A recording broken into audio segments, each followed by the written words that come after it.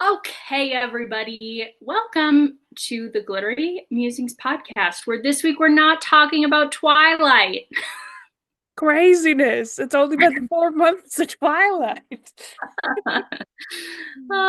We are taking a brief intermission to jump on the fourth wing bandwagon. Just try to combine all those words at once. And so we have timed it that if you have not yet read Fourth Wing before, like Amy, or want to do a reread of Fourth Wing and Iron and Flame before the newest book, Onyx Storm, comes out, like me, you can join in. So the reading, it's going to be a bit more aggressive than what we did for Twilight. We're doing about half each book. For each week. So it'll be about 300 pages. Now, since our 150 page episodes of Twilight run about 2 hours, we will not be going through these books point by point. I did feel better though, because I was going to listen to Fantasy Fangirls podcast on Fourth Wing.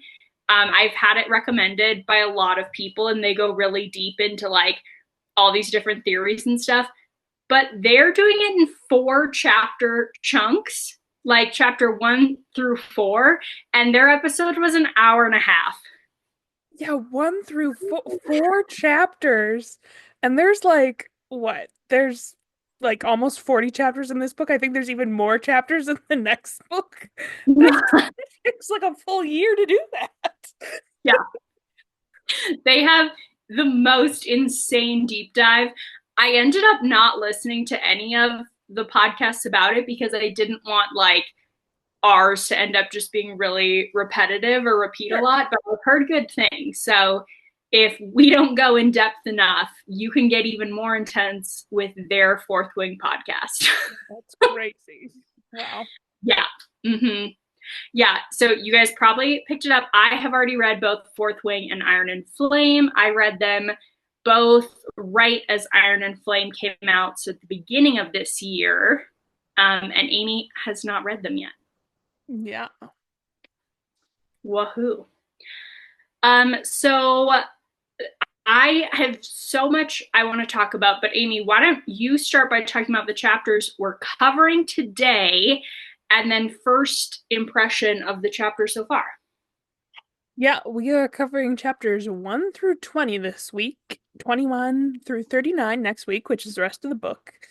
And a lot happens. And going into it, I knew nothing about this series. I knew there was dragons. That's literally all I knew. All I knew. We were talking and she like didn't know who the main love interest was. I was like, on TikTok. I did not even know whether or not it was a romantasy book. I knew it was fantasy. Didn't even know if there was a romance. So, yeah. Truly blind. Nothing about it. I knew I wanted to read it though. Like I'm just one of those people who like jots down a title of a book when people talk about it, and then I avoid anything about it because I don't want any type of spoilers. So that's why I know nothing about it, because I want to read it. But yeah. Okay, so what'd you think of the first half? yeah, I really liked it. I kept writing down what I was predicting was going to happen, and then I felt like so much stuff kept happening, and I'm like, oh, I thought I was going to have all these great predictions to talk about on the podcast, but they're covered so much in these first 20 chapters that I feel like most of it, well, not most of it, some of it has already happened, but no, I'm liking it, and I like the magic system in it and stuff, and I'm excited to talk about this on our podcast that's a little more high fantasy than Twilight. So yeah, I really enjoyed it. Yes. I'm sure you guys could tell from our last episode, but we are feeling a little Twilight burnt out. And I think both of us just struggling. We haven't been enjoying the books. Yeah, I mean, it's like all we have done the last 4 months. We haven't really had the opportunity to even like read on our leisure time because we've been doing so much with the podcast, and I think both of us wanted to switch it up to do something that we were more interested in. And Callie was wanting to reread this, and I had been wanting to read it for a while, and I think it'll be good when we go back to Twilight, but I needed a palate cleanser, if you would. Yeah. I am glad that we'll get to do something really different before we go into Breaking Dawn, because I feel like we'll bring better like energy and be more excited to be in Breaking Dawn. So, anyways, that and it's our podcast. We can do whatever we want. Ha ha. We did have some good Twilight discussions at Christmas when we were together, though. Yes, we did. Yeah, we had an in-depth conversation with one of our cousins. You may remember we're cousins, so we go to Christmas together, about the vampire orca debate. Dallas, as you all know from the Twilight podcast, also has been arguing with me on Instagram about the debate. Dallas is on Amy's side. Our cousin Patrick is on my side. So do with that what you will, everyone. Okay. Back to Fourth Wing. I want to start by talking about a couple big issues that are like major reasons people say not to support the Fourth Wing franchise / Rebecca Yarros, the author.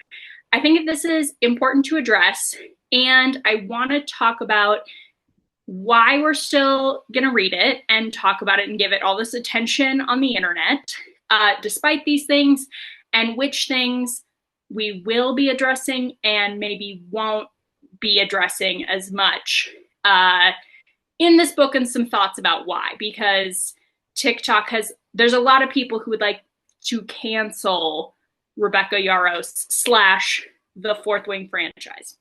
And there's a lot of love, obviously. It's like one of the biggest series it's probably the biggest book talk series not written by Sarah J. Maas. So, yeah. Okay, some major critiques people have. Number one, and probably the one that I hear the most about, is the pronunciation of the names. So we're going to talk about, because I listened to so many interviews. Guys, I've spent probably 3 hours just deep diving into the controversy on the pronunciation of the names of different things in this series. I'm so curious because I have been doing like a combination of reading and the audiobook. Yeah. And I can't even imagine what you're talking about right now. I'm like, that's one of the biggest controversies. Yes. So this has just been a huge controversy on the internet. Yeah. Also, now I kind of want you to guess what were some of the other controversies, or if you have any I have no idea. Okay. No idea. Okay, that's fine. Okay, so this one gets a lot of attention, and essentially it is boiled down to cultural appropriation. Specifically, many names in this book, names of characters, names of the school, names of the places. A lot of the book is a direct translation from Scottish Gaelic, which is different than Irish Gaelic, I learned. And it is controversial because Rebecca Yarros has gone on several interviews and said her pronunciation of all these names and places, which are not the Scottish Gaelic pronunciations. And she has said in interviews, it's okay, here's how she pronounces it, but you can choose if you want to do the traditional Scottish Gaelic pronunciation or her pronunciation. People have huge issues with this, primarily because it's not Rebecca Yarros taking inspiration from Scottish Gaelic, putting a fantasy lens or twist on it, and then saying how to pronounce it. She straight up takes exact words. Like Tairn, Segel, and Darna, the school, all are direct, normal Scottish Gaelic words. Gotcha. So, yeah. So people have a lot of thoughts about this. Um, I personally totally respect if that is offensive to you. There is a really great TikTok creator who speaks Scottish Gaelic who's gone through and corrected all the pronunciations and talks about the meanings, and it's super interesting. So I'll make sure we tag her in our Instagram and TikTok, and we'll have her like username in case you would like to go learn all the correct pronunciations. Now, we have decided that we are going to go by the audiobook pronunciations in the spirit of the idea that, like, this is how, if we're viewing Fourth Wing as an art form of creative writing and the audiobook as like an art form extension of that writing, this is how it's pronounced in the audiobook and graphic audiobooks. So that's just what we're going to go with. I tried to go find a direct pronunciation guide from Rebecca Yarros. She does not have one on her website. I watched interviews of her pronunciation, but then she has later interviews where she says she got a Scottish Gaelic tutor and is going to change her pronunciations. So I just felt very confused where Rebecca even landed, and I feel like she's shifting. So in the spirit of just consistency for now, we're going with the current audiobook pronunciations. Yeah. When you asked me about if we were going with the audiobook pronunciations, I honestly didn't fully understand that question. Now it makes sense. And I was like, what other pronunciations are there? But that makes a lot of sense. And yeah, I could see controversy around that for sure makes sense. But Yeah. it also would be hard to, well, now that I know like what it is, it'd be easier to identify the words. But like I said, I didn't even know what could possibly be the controversy around that. But that makes sense. Yeah. Yeah. And I think in case people are listening to the audiobook, we are big supporters of the audio version is just as real of reading. So yeah, that just keeps it more consistent to go with those pronunciations. But again, feel free to educate yourself more. I will link the person who is actually a Scottish Gaelic speaker. I would recommend going to her site to talk about the pronunciations, because I am not going to correctly pronounce Scottish Gaelic. Yeah, like I just don't have that accent down. So it's better to just hear them from an actual speaker. So yeah, there's that.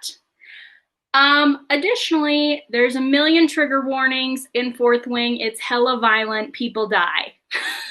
It's about war. It's somewhat graphic about that. It is a spicy book, though we're not really to those parts yet, so to be aware of that. The main thing I would like to talk about is there is also a lot of critique around Violet and her disability / chronic pain condition throughout this book. Now, here's what I will say. So everyone knows I have chronic pain for my whole life. And I personally really loved Violet's portrayal of being a chronically ill, chronically in pain character without that being like the entire defining thing. A lot of people feel there's a lot of criticism that like Violet as a character just has to like push through pain a lot and things like that. And they feel that's like a toxic attitude to like continue to like project for people with chronic pain. And so we shouldn't support Rebecca Yarros. I would say I'm going to address this more later, but I was pretty concerned. Rebecca Yarros specifically talks about the condition that she believes that she's trying to portray that Violet has, which is essentially a condition where your joints can come out of sockets and your It ligaments are a lot weaker. Ehlers-Danlos syndrome? Is that what Yeah. that's what I was wondering when I was What? reading? hmm which apparently Rebecca Yarros has been diagnosed with, according to what I read. And I just think it's really dangerous for us to go on and try to like cancel someone who has that illness and their choice of how to portray their own illness through their art. Like, Yeah. I just think to tell her that she did it wrong is messed up. And like, I'll share the parts that I actually thought were like very like cool and powerful for me as a chronically in pain person to read about. Like, I found the book inspiring. I really liked Violet as a character.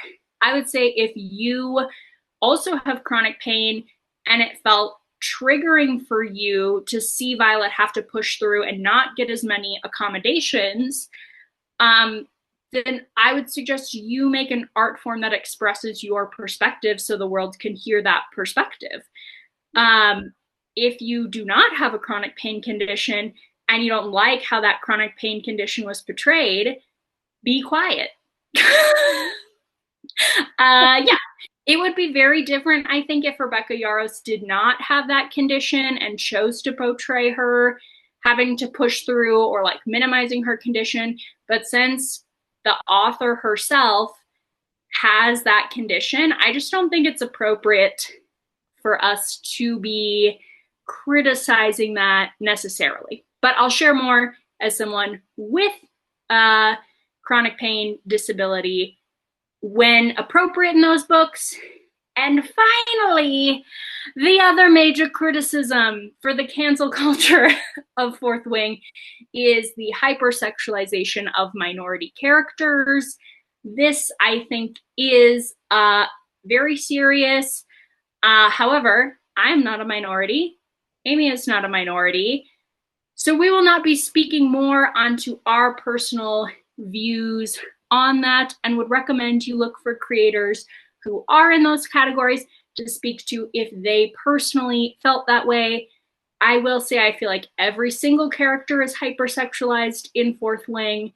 That's the vibe of the school. I don't feel like it's specifically minority characters who are like called out in that way, but I just want to say we will not be speaking more on that as we are not minorities.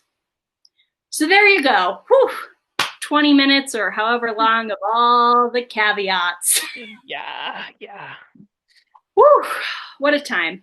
What a time. Anything you want to add there, Amy? Feel free. Well, I did when you're talking about the chronic pain stuff. I like the way that it's portrayed, and I don't have chronic pain. I do have chronic illness, but not pain. And I have loved ones, obviously, Callie, and I have others who have chronic pain, and I thought from the portrayal that I've seen of it thus far, like it not being named and her not getting accommodations, I think is a real thing and is like very accurate in what I have experienced with chronic illness and loved ones' chronic pain. And I like having that portrayal and is not something that I've really um read somewhere else in a like a fantasy book especially. And it's cool to have that in there. I like it. So Yeah. Yeah, me too. It was a big inspiration for me wanting to write fantasy and use that as an avenue to talk about my chronic illness. Yeah, so I think it's just a positive anytime we can share other people's experiences in like a fiction lens where it's not so serious. I'm also So, guessing that they don't like name the disorder that she has in the books, right? That's just Rebecca Yarros who talked about that. It is interesting because I am familiar with, I think it's Ehlers-Danlos is how you pronounce it. I'm not 100% sure on the pronunciation, but I've known some people who have had it, and when I was reading it, and I'm like, this sounds like that. Like, yeah. so interesting to know that that's what it was inspired by. So, Mm-hmm.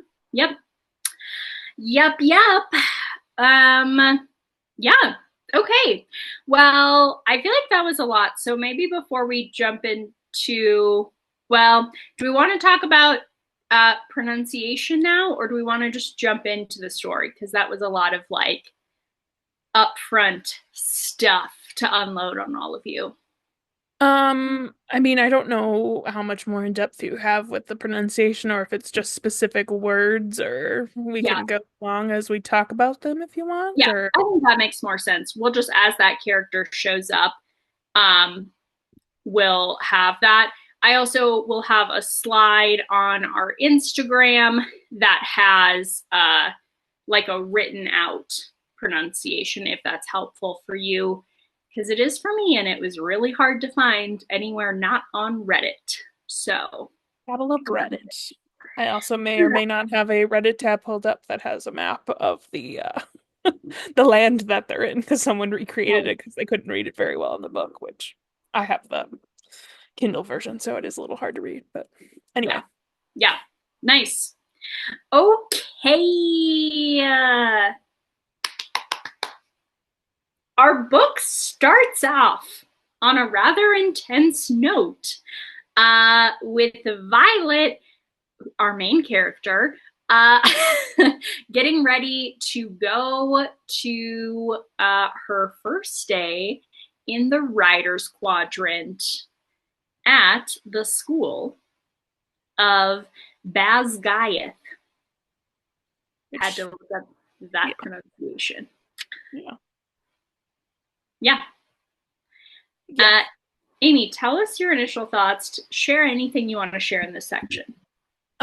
Yeah, it definitely jumps right into it, which I understand when we were talking about reading this book, you saying about how quickly you read it. It makes sense because it starts out very fast-paced. You're just in it all of a sudden. I did have like a lot of questions trying to figure out what was going on, and I went and looked back at my notes after I was done reading this week's section, and I'm like, yeah, I still have these questions. I'm like, so we get that she's becoming a writer and she's been training to be a scribe and that like her sister I think like trained for 12 years before she started Yeah. and she's only had 6 months and I still have the question of why did she only have 6 months? Why was it all of a sudden her mom was like, you need to do this? And like, why didn't she do it 12 years ago? And was there something? And I'm right that I'm not missing something, am I? Like they haven't really talked about the They reasoning behind have that. they have not talked about it in what we've read. Yeah, okay. I figure like Yeah. if they haven't talked about it, it will at some point. But yeah, I'm like, so what's going on there? It's obviously something. I Yeah. also have like a couple other unanswered questions, which I'm pretty sure we also don't have answers to, which I feel like they may or may not tie in. We don't know how Violet's dad died or when. Correct. We know like that he was alive at certain ages because she talks about that or whatever. Yeah. Um, I guess that's the only relevant ones right now. I have some more Yeah. questions. Yep. Yeah. So yeah. Yeah. It's also interesting for me to hear your questions because I'm thinking about for any of that information we do get, when we do or if we do, because I ended Fourth Wing. 10 minutes later, I downloaded Iron and Flame. Yeah, There yeah. So was you it no kind of blurs together. yeah. So, yeah, classic. I know. I used to get so frustrated with all these unanswered questions in books, and then like when I started like trying to do some writing myself, I'm like, no, it's great having these unanswered questions and keeps you engaged and like wanting to learn more and stuff. Because Totally. I used to hate that. Or like endings that like didn't tie everything up. I used to hate. Now I love it. I love Yeah. it. Yeah. Mm-hmm. I know, especially in big series. Um, because then you're like, they better talk about that in the next book, Mhm. like, Yeah. mm-hmm. Yeah. Yeah, which we didn't talk about. So Onyx Storm is the new book coming out on January 21st. Hence, we're reading the first two before that, and then we'll cover Onyx and Storm all together.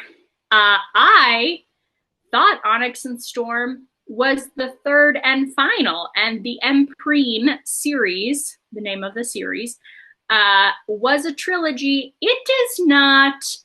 It is whatever the name is for a 5-book series. So that's a bummer. Also, That's a for clarification, it's just Onyx Storm, right? Not Onyx and Storm. Oh yeah, Onyx Storm. Okay. You're right. Yeah. Yeah. It's also yep. Yeah. I was just making sure. I think you said both, but Great. yeah. Classic. No worries. um yeah, so we're really at the beginning of this story. Yeah.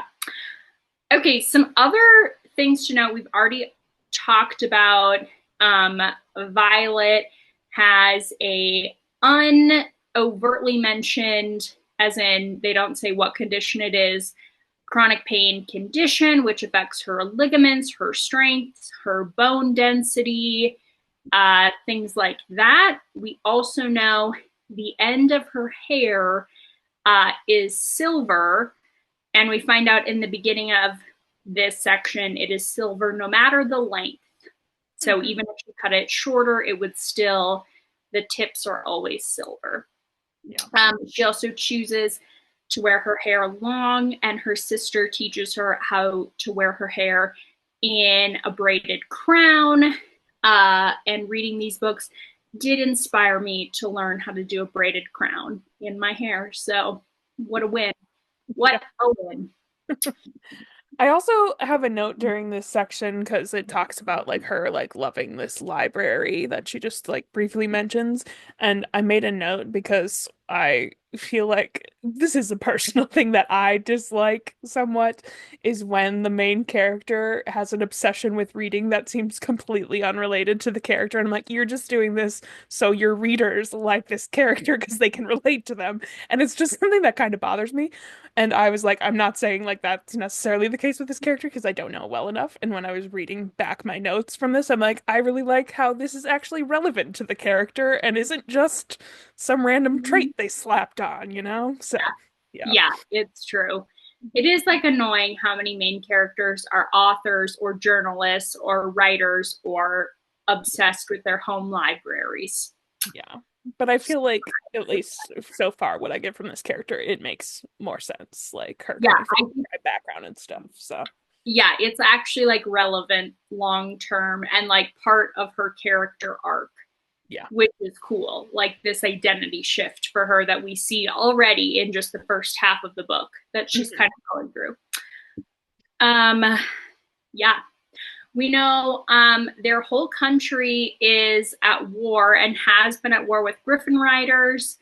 So that's kind of the point of this war college that is all about training all their young people to prepare for the seemingly never-ending battle that their country has been through. So that's the point of the school. Another thing we note is that maybe you already said this, but Violet's dad is a scribe. Her mom is a very high-ranking general. Is general the right term? I want to say officer, but I have no idea. Yeah. Honestly, I'm not sure. And she's head of command of Basgiath War College. And we're led to believe later, we kind of find out more, but she's kind of like second in command of the characters we have introduced to the point we read in this book. So yeah, she's the things that I have taken a slight issue with this book, which is that they're actively at war and they're training all of these people to go to war, but they don't care that they kill each other. And like it's not against the rules to murder other people unless they're in your squad. And I'm just like, these rules are insane and they're just letting others die. And I get like that they want like the best people or whatever, but also like is it aren't the dragons already taking care of that when they bought whatever? It's a thing that I keep. I'm like, why is it like this? But yeah. Yeah, I have heard that complaint from a lot of people. I think it's very valid. I do think it's like the idea. Oh, another thing to mention related to this is Rebecca Yarros's husband. Like she's a military wife, he's a military guy. I don't know what branch or more specific than that, but so she uses a lot of correct military terminology, that I had to look up, I think in later books, but maybe later in this one, where like the ranking, she uses the actual correct ranking according to the US military and things like that. You can tell she knows about the US military. So just some interesting flavor. But to jump back to what you were talking about, yeah, I'm curious if this is just in the riders quadrant. Like, I don't think the infantry is not this way. Though we don't really know. And obviously, like, healers are not killing each other, scribes are not killing each other, which are the 4 quadrants at the Sorry, what college. was the other one? Scribes and what was the Yeah, healers. healers? Yeah, okay. Yeah. Yeah, so those are the 4 different like parts of the college. And yeah, I think it's like supposed to be like an extreme version of like boot camp idea of like, we're gonna totally like break you down till you're nothing, so your whole identity is like your squad, and like we wipe away all weakness, but it's still a crazy strategy. And I get that, and that makes sense to me. But just murdering other people is really where I'm like, your only rule is don't kill people in their sleep. That's it. Yep. Which they take seriously. Yeah. Oh man. Yeah. So speaking of just murdering people, should we talk about the parapet? Sure, yeah. All right. The first major moment of tension is to get in. Once you've been accepted into the Riders Quadrant, you have to walk the parapet to get into the college, which is seemingly a very narrow, skinny bridge that you have to climb across to mimic having to climb across the ridge in your dragon's back. Yeah, when Violet has to walk, it is storming also. And while she's in line, she convinces the person in front of her to switch one boot with her, because she notices the person in front of her has like slick, like riding boots instead of like a grippy sole, like a hiking boot or something. Which of note is what she had until her sister gave her boots with grips on them, saying you would slide right off if it was raining. So, yep, correct. Yeah, so Violet ends up crossing with one boot that is the wrong size and slick. Yeah. I did have a note about how I was surprised at the end of chapter 1 that we already had our first death, and I'm like, okay, that's kind of giving you an idea of what the rest of this book is going to look like. But yeah, ain't that the truth? Ooh, yeah. Okay, one thing that's important to note that we haven't talked about yet, but is relevant for a character we're about to meet, is we also find out there was a rebellion a while back, and Violet's mom was one of the main people who disciplined, aka killed everyone who's involved with the rebellion. In somehow in the process, the rebels are the people who killed Violet's oldest brother, who also was a rider. But because then Violet's mom is the one who kills the rebellion leaders, and part of the punishment, not only were the rebellion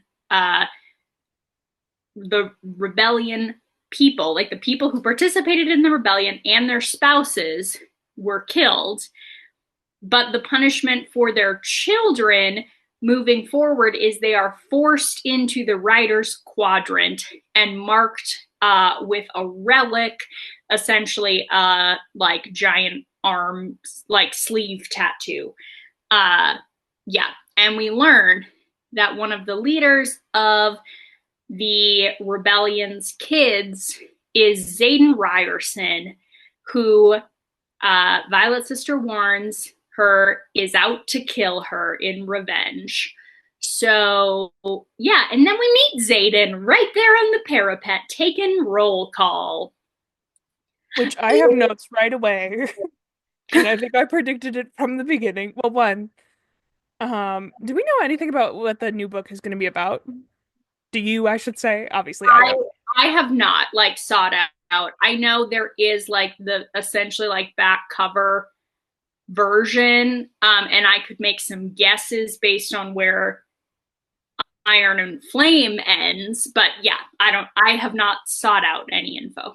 I just saw like when we see Xaden, it immediately is described as his eyes being onyx, and I'm like, Onyx Storm, that's the next book. Have a feeling it has something to do with him somehow. Is this going to be an enemies to lover kind of thing? And I think I called that one. I think it's going to happen. Pretty confident. So Yes, solid guess. yeah, yeah.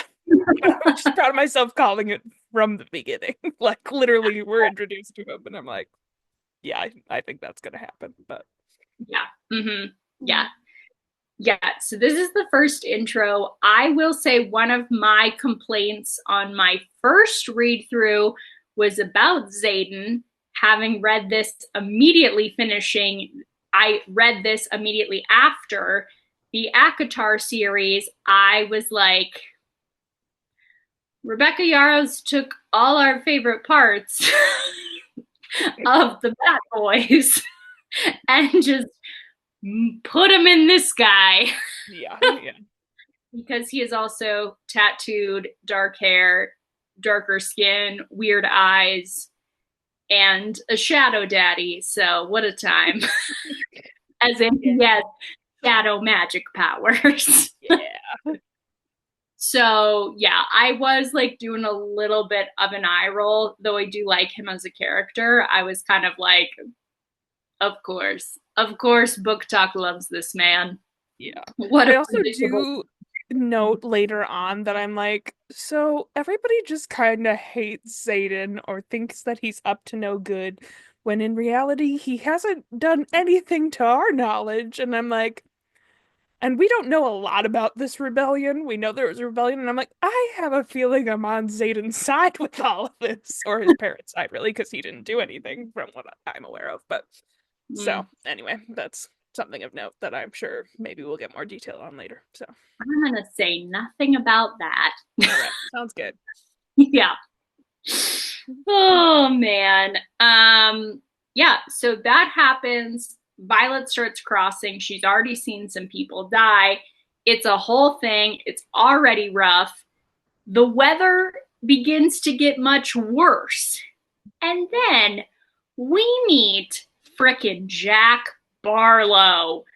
Ugh, the worst. Yeah. Brief side note, how funny is it that his name is Jack Barlow in light of the Real Housewives of Salt Lake City, Jack Barlow? Like, I literally made a note. I'm like, that name is familiar, but it sounds kind of generic. I did not put that together until you just said that. Lisa Barlow's oldest son is Jack. That's why I recognize that name, because you said something before we started this book about how I knew nothing, and she's like, "Oh, I'm shocked you don't know like the love interest name. Like I see it everywhere." So then, anytime a new male character was introduced, I'm like, "Could this be the person?" I'm like, "Jack Barlow. That sounds familiar." It's because of Lisa Barlow. Oh, that's funny. Yeah. Yeah. Uh-huh. Yep. It's her oldest son, currently on mission in Colombia. Somehow on these podcasts, we always get to talking about Mormonism. Oh, like all the internet, it's all connected back. Oh, funny. Oh man. So yeah, that's just it just cracks me up because he's such an overt villain, awful person. And it's just really funny to think of Lisa Barlow's son. Yeah, that is funny. Oh man. Anyways, they are spelt slightly different. The Barlow in the book, Jack Barlow, has an E at the end of his name, which is not true of Jack Barlow, of Lisa Barlow. So there's that. Anyways, yeah, he's the freaking worst. and is trying to chase her down on the parapet and murder her already. Ugh. So tense to be in, like, this is like chapter like 2 or 3 or something. No, And it's chapter 2. Yeah, it's crazy. The first person dies chapter 1. Like yeah. it's a lot. Yeah, compared to me complaining about the pacing of Twilight, like this book is the definition of fast paced. Yeah. Or like the most recent series that I've been reading, Throne of Glass, starts out pretty slow. Like, Yeah, I've been reading Brandon Sanderson. Oh, love you, Brando, but slow, slow, slow. yeah. So, yeah. Ugh. Anyways, yeah, so that's crazy. Do you want to share what happens? Does she make it? Yeah, Chapter. I can't. It seems like so long ago that I read this. I'm like, what even are the details? All I remember is that all of a sudden she has the opportunity to cut off his balls. Like, that's the next thing that happens. And I'm like, oh, Yeah, this is great. he's chasing her. He's about to get her and basically be like, I don't care what the rules are. I'm going to murder you anyways. Yeah. And then she holds her knife up to his balls. And it's a whole scene. But she owns him both with the technical rules because she's read the codex so thoroughly and with knife skills. So, what a time. What a time. He then pledges to kill her. So, And he's not dead, is he? No, he didn't die. No. no, Okay. no, nope. Jack Barlow, not dead. Things to note. Yeah. So, do you want to hear a fan theory that doesn't spoil anything? Sure. Okay. I thought this theory kind of blew my mind. As we know, Violet's mom's power is controlling the weather and specifically storms. And there are a lot of fan theories because we hear specifically there are notes in the book that the rain gets worse as Violet is about to go on the parapet. And then it talks about the storm dying out really quickly once she's there. And so there are a lot of theories that her mom intentionally made the storm worse, which two schools of thought. One, because her mom wants her to be dead, which I personally do not lean into that camp as much. And then two, her mom is trying to like prove something that even in like harder conditions, she could make it. Yeah, I I don't have know. questions about her mom, and I didn't put that together because I don't think at this point we knew that that was what her power is, but I think we learn it later on in the book. I'm pretty sure that we learn it a bit later. We do know it at this point for sure, though, because I also had a question about the title of Onyx Storm, if it had something to do with Xaden and her mom, but I don't know. Anyway, don't remember what I was gonna say now. Don't remember at all. I genuinely have no idea what I was gonna say. Okay, great. Yeah, so interesting. I have a few actual highlights. One of my favorite quotes in the book is from Violet's mom when she's arguing with her sister, basically being like, Violet endures more pain every day than like any of you. If of all my children, she's the most qualified to be a rider, which I love, like that acknowledgement of her chronic pain right away. So I could kind of see it being like she's showing up that like Violet is tougher or trying to make it harder for Violet to like prove something to Violet mentally, like in some twisted way. Having Violet go through this hard challenge will give her more confidence. I can see some other theories on wanting her dead maybe later, but we can't talk about it with our current level of information. So, yeah, I do remember now what I was going to say, and it was me questioning about Violet's mom because I don't like her. Like, just the vibe she gives off, And then some, like, later when she, like, gets her dragon, I got really pissed. And I'm like, okay, yeah, I really don't like her. But I don't get her motivations, which and same with Zayden. I'm like, I don't get either of their motivations, and I'm intrigued to see if we get more of why they have the motivations they do and what their motivations Mhm. are, that sort of thing. So, Oh, 100%. Yeah. yeah. I feel like that's the big like underlying mystery. Like it's not like the forefront thing you're Yeah. wondering about, but it's like a strong like undertow of the books. Yeah. So And I do kind of like it because, like, even the main character isn't really wondering those things, you know? Like, I mean, there's a little bit with Zayden, and I'm guessing she knows a lot more about her mom than we do at this point, but like, I kind of like that it's not what the main character is focused on, but is questions that we have at this point as readers. yeah, I also think it's so interesting because in some ways, Violet's mom and Xaden are like these foils of these super strong badasses who paired really strong dragons with really strong signants, who are like these mortal enemies being on these two sides of the rebellion, and like directly the ways they would like get at each other. The relationship between them, even though it's very indirect, is super interesting. So, yeah, and that we don't know either of their motivations, and they both are like shifty as hell, you know? Yeah. So, yeah, very interesting. Hmm. Hmm. Hmm. Hmm. Yeah, it's Um, biting her tongue right now. yep, indeed. Okay, next we meet Dane. What a time. This is the bummer part of reading half the book now is I want to be like, what do you think of Dane? But I'm guessing your opinion's changed a few times already.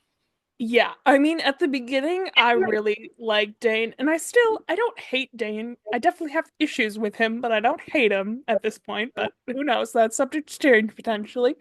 Um, but yeah, I liked him in the beginning, and but I did have questions because I was trying to figure out about who was going to be the romantic interest in this, and obviously there's stuff with Dane, but I also thought Zayden from the beginning. But the stuff with Dane, I'm like, oh, it's interesting that they just kind of like get right into like you can tell that he's into her from the beginning. Like he tries to hide it, but you can tell, and they're very flirty from the beginning. And I'm like, I feel like she doesn't end up with him because they would do more of a slow burn thing, you know? Like, so I just was like, I don't think she ends up with him, but I hope they stay friends, but that's kind of questionable after the last chapter that we read where he doesn't believe her and yeah. So, and is just trying to control her and get her to leave and not be a rider despite her saying many, many times that she does not want to be a scribe. So, Yep. yeah. Yeah, Got a love-hate thing with Dane. for sure. For sure. I think Dane is like a good, genuine friend, but he's fallen into the classic thing that a lot of relationships can. Just when you've known people a long time, that if you are not continually updating like your beliefs about who someone is, like people are always changing, but if you let your idea of who someone is not update and stay stuck at some point, like when you were 12, then the friendship can't continue because the more you continue to evolve as a person, the further in the past you're solidifying that friendship. Mhm. So, um, yeah, it's really interesting. So many of his motivations are about like protect Violet, follow the rules. Dane in a nutshell. Yeah. So yeah. Um, do we learn at this point Dane's signet power? We don't learn Or is it that immediately, no, because he brings her up to like his room and she learns that he has some powers, like he's unable to unlock the doors and stuff, but we don't realize what his power is until I don't know when it happens, but not right now.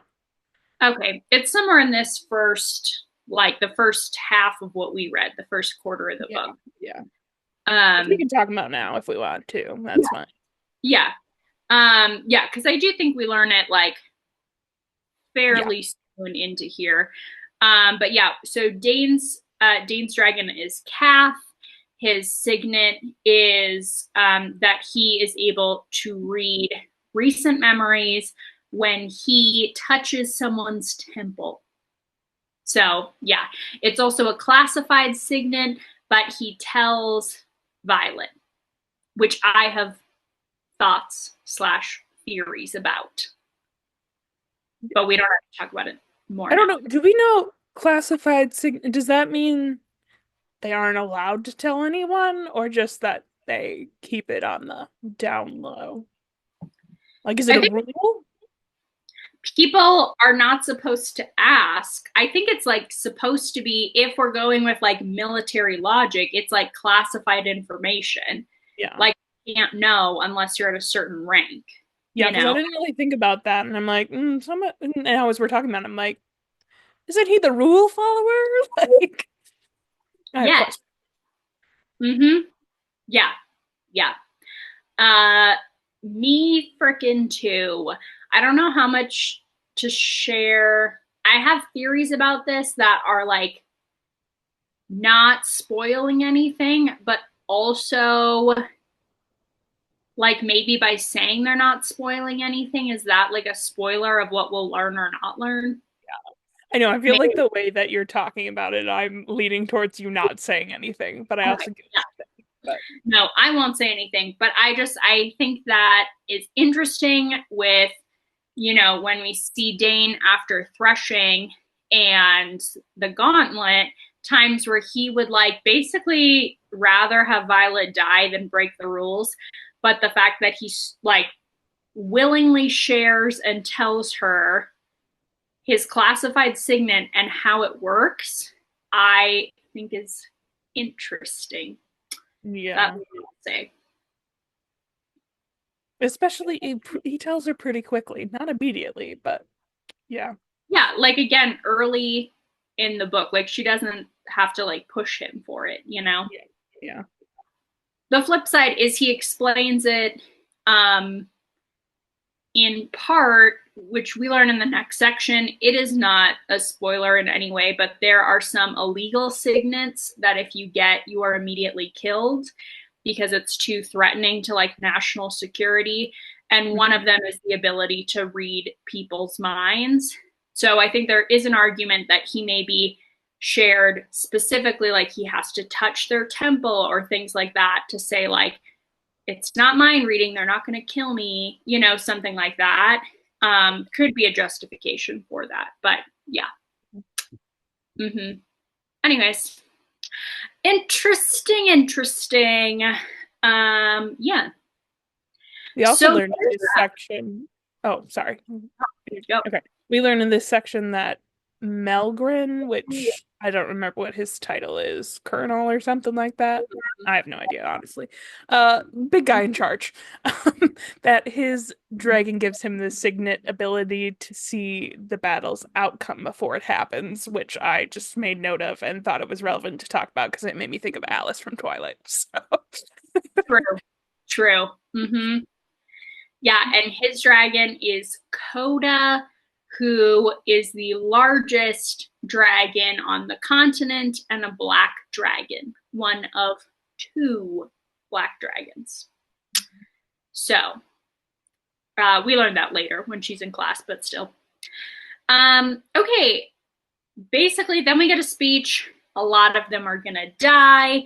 There's a lot of Dane being really paranoid that Violet doesn't show any weakness in front of the other cadets for her safety. And then they have first formation. Everyone gets assigned a squad, and her and Rhiannon, her bestie who she switched shoes with, are put in the same squad, which Dane is the squad leader of, and that's in second wing. Yeah, I was confused at first. Like, so she's not even in fourth wing? Like, is it just gonna be all about Zayden somehow? But that quickly changes because Yes. Zayden makes Dane and his squad go under him in that wing. So fourth wing. Yes.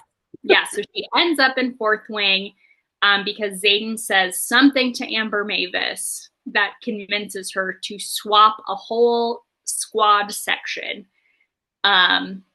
So yeah, she is fourth wing, what flame squad. Is that it?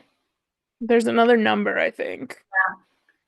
It took a lot for me to keep track of Yeah, all of that. I could not keep track of it. I know. So there's something, yeah, because there's basically Zayden runs all of Fourth Wing, and then below that we have Gareth, correct? I think, Yeah, who is friends with Zayden, and he would be like Dane's like commanding counterpart. officer. Yeah. Yeah, and then we have Dane, who is in charge of their little squad. So yeah, yeah. So that's that. Which, now Then that we're talking about that, I have questions about what was said that made them switch. But because I didn't really think that much about it, because I was like, I don't know anything about these characters or their motivations. But now at this point, I'm like, yeah, what was that about? Did we learn that at some point? I don't know that we do, but I Okay. could be remembering it. Okay. Yeah. Um. Yeah. So, yeah, there's that. And then it kind of like starts a speech about being part of the Riders Quadrant and being cadets. And there's a lot of like intimidation because 5 or maybe 7, I don't remember, dragons fly in and land on the wall. And this is when we meet Segale. Segale is how that's pronounced in the books, which is one of the largest blue dragons. One of, at this point, I think she is the largest dragon that is at the school. Yeah. So, yeah. Um, and she is very intimidating and is staring at Violet. Ooh, this was one of the most tense moments. Like I kept being like, okay, the parapet, that was the big tension point. No, now this. But like this formation, oh, so intense. I also would obviously we're gonna read the second book briefly following, but I would try to remember as many details from this first formation as you can, because the first formation for the next year when Violet is a second year is a very interesting comparison. So like a lot the parallels, I think Rebecca Yarros does a really good job like redoing the same ceremony and the parallels you see. So it's an interesting one to like take note of. Yeah. Good to know. Mm-hmm. I'm like, I don't have any notes on when this happens in the book, and I think it's just because I was so into reading. Because I'm like, what was I thinking here? I'm like, I genuinely have no idea because I did not take notes on it. Yeah, that makes sense. I feel like it's easier to take notes in like the slower sections. Yeah. Or if Um, someone says something that I'm like, I knew it, then I have to make a note. yeah, yeah. But yeah. We do have some cadets who are murdered by the dragons for showing, excuse me, for showing fear, and people start running away and they're just incinerated. The dragons who sense weakness just like burn them right in the moment. And there's a lot of talk on like dragons know things that are deeper than people. Dragons have like this intuition and can like understand things deeper than what humans can, and so you trust their judgment. Yeah, and a very tense moment where Segal then or Segale then breathes a bunch of steam right on Violet, but she like tries to be really brave in the midst of that. Yeah, and then you learn it's Zayden's dragon. Wow! Crazy. Crazy. Oh, the tension. Oof. Yeah. I also have a note around here. It's like a speech made after this where they're like calling them out on everybody being so excited about being like invincible or whatever. It's like not so invincible now. And oh, I think it was yeah, I don't remember who says it. It must be Zayden, right? Mm-hmm. I don't know. About how or maybe it's just a fact that Violet is saying in It, her head. That once bonded riders can't live without their dragons. And I am like, oh God, there's going to be a really sad death at least once in the series where a dragon dies and then the rider dies. I'm like, I just know it's going to happen. So that's a prediction of mine. But yeah. I think a pretty safe prediction in light of how many characters they're already killing off. I know, but at this point, no dragons, you know? There Yeah. hasn't been dragon deaths, so. Yeah. Mhm. Oh man. Um yeah. We get to see a little bit Violet, she goes to school, she's in class, things like that. There's a few more interactions between her and Xaden, but I think the next big thing to talk about is the sparring match that Violet has against Imogen. I don't know if you have notes before then or if you want to jump in on this part. Otherwise, I can keep going. I'm just looking through my notes right now. I just have notes about how like Dane is questioning about Xaden and that Yeah. um the insane rules that Xaden can't kill Dane without cause, but could just murder he could just murder Violet if he feels like it. And I'm like, these are some insane rules, but Yep. uh yeah. I don't think I have anything before that. Okay. Okay. Um, yeah. So basically, this is during assessments. So people are supposed to go easy, and it's like pinning the first years are sparring against each other to get an idea for where people's skill level is in hand to hand combat. However, Violet goes against Imogen, who is a second year, whose parents were part of the rebellion. Um, and basically there's some like dynamics between them, and Violet kind of rubs it in her face. It's mutual, but they go at each other, Violet being a Soren Gale and Imogen being one of the Relic Rebellion kids. And it ends up Imogen uses her powers and breaks Violet's arm. Yeah, and she has to go to a mender because of this. And it is Imogen is breaking the rules doing this, but like everything, it's so interesting because I feel like both the rules are so severely followed, and also no one gives a shit about the rules because like it's just today, you might die tomorrow. Yeah. I don't remember. So what rule is she breaking? Is the like not injuring people that severely or So for she's not supposed to injure her, but then she also, Imogen is using her signet, which we are not directly told what it is, but we're led to believe it's her super speed. She's like really fast to be able to like jump over and like I grab totally and get stuff like that. At this point, Dane that. yells Okay. at her like 3 different times Gotcha. about using her signet, and Violet keeps talking about how she's moving so crazy fast. So I think Gotcha. that's kind of the. It's not said what her signet is, but we're led to believe it's something allowing her to be really fast. Yeah. So yeah, at this point, at least.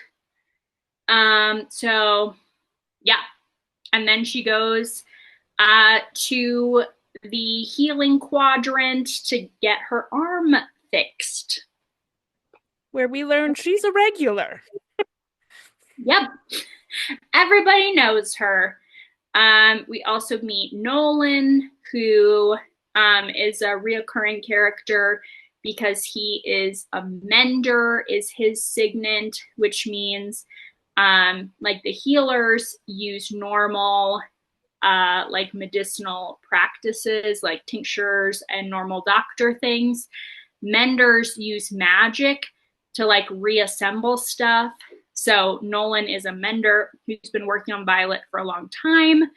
And we learn here that Violet's brother was also a mender, and it's a really rare signet. Hmm.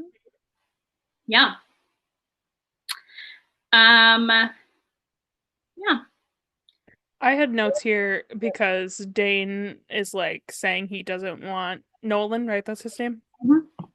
He doesn't want Nolan to come. And I'm like, does he have some issue with Nolan personally? I was like, I don't know what the deal was. But then we learned that he wants her to be injured, essentially, so that she can leave the the riders, which I'm like, I feel like that doesn't happen, that someone gets injured and leaves. I just looking back at this now, I'm like, I don't see the logic in that, but okay.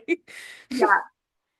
Yeah, I think in Dane's flawed logic, it's like, oh, now she has an excuse to go to the scribes and they'll take her. Uh, but yeah, Yeah, I guess at this point we don't know that the scribes would be willing to take her back, so maybe that's what he was thinking, but yeah, yeah. Like if the scribes think it's like life or death, she can't go on because of how she's injured. Maybe yeah, they'll take her in. sure. So Yeah. yeah, But yeah, I was mad at this is the first time I got real mad at Dane. I'm like, yeah, fuck that. Like that, mm-mm. yeah, no, That not cute, Dane.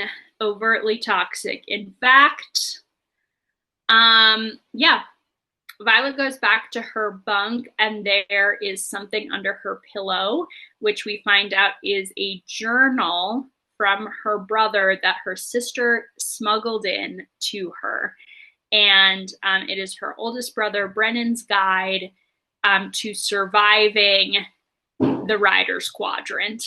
And it's a journal that he wrote for their middle sister as like a guide for her that now her middle sister has given to Violet. And yeah, I definitely cried here. Note that Mira wrote for Violet, and yeah, I was just, and then when we see the note that Brennan wrote for Mira saying about how you have to live because Violet is watching and you can't let her see her fall, I'm like, oh my I God. know. Ugh. Yeah, Yeah, really. so emotional. Yeah. Yeah. Um, we also get some great information that literally saves Violet's life, which is that for the sparring matchups, it's not random and they're trying to weed out the weaker people. So they will go and decide what the list is going to be of who's against each other a week in advance and have it posted at a disclosed location that Brennan says where you can find this list. So, yeah, which means Violet is able to know who she's going to have to go against in advance, and she comes up with a little plotty plot. Mhm. Which I did not get what she was doing at first. I was like, is she just gonna murder these people? Yeah, What is she doing? But makes sense. Makes sense. Do you want to pick up from there? sure. Um, yeah, the next chapter in the beginning of it, she is that what you're talking? You're ready to go into that? Okay. Yeah, she is getting bushes from or berries from a bush that is like poisonous, which is where I'm like, is she gonna murder these people? Like, but turns out that's not her plan. And then she some people approach and she climbs up the tree so she isn't seen, and turns out to be Zayden and like 2 dozen other people that all are children of people who were in the rebellion. Mm, And they're really, we learn that you're not allowed to gather in groups larger than three of, I don't know, do they have a name for the people? I can't remember what it is. but I'm blanking on it. I also I am. like the marked ones are relevant. Yeah. No, yeah, yeah. So, yeah, we learned that they're only allowed to gather in groups of three, but there's like 2 dozen people, so obviously that's illegal. And they're really just like coaching one another and like making sure that the first years like feel like they're able to do like the sparring well and that sort of thing. So, um, and yeah, and so she hides and listens into their conversation, and It's also revealed that he is basically made claim that he's going to be the one that kills her. So, which I was questioning about all this because I made a note and I was like, okay, maybe I was wrong about them being unlikely friends or enemies to lovers at this point. But then later on, she like gets out of the tree, went and after she like counts to like 500 or something like that, thinking that everyone's gone. But excuse me, Xaden is still there. And then he says something about now I might actually have to kill you. And I'm like, this makes it sound as if he wasn't actually planning on it before. So I just am very confused about what his motivations are. But I'm Mhm. getting the vibe that he doesn't actually want to kill her, but everybody thinks he does. So I don't know. I still don't know about that, to be honest. But Yeah. and she just agrees that she won't like tell anybody about it because she doesn't think that anything they were doing was wrong. So Yeah. yeah. Yeah. And Zayden specifically says, because the group is wondering when they can get their revenge and kill the littlest Sorengale to get Hmm. revenge on her mother. And Zayden says, like, basically, Sorengale's mine, leave her to me. And then we have another character who jumps in and is like, that's the way of their people to punish children for the sins of their parents. That's not our people's way, which Yeah. I think is actually like, yeah, kind of an important distinction that some of the people in leadership feel that way because it is true. Like, they're all basically at an unofficial death sentence because of what their parents chose to do. And it is like unjust, and that they wouldn't be allowed to meet, and that people are overtly suspicious of them throughout the books, which only gets more intense moving forward.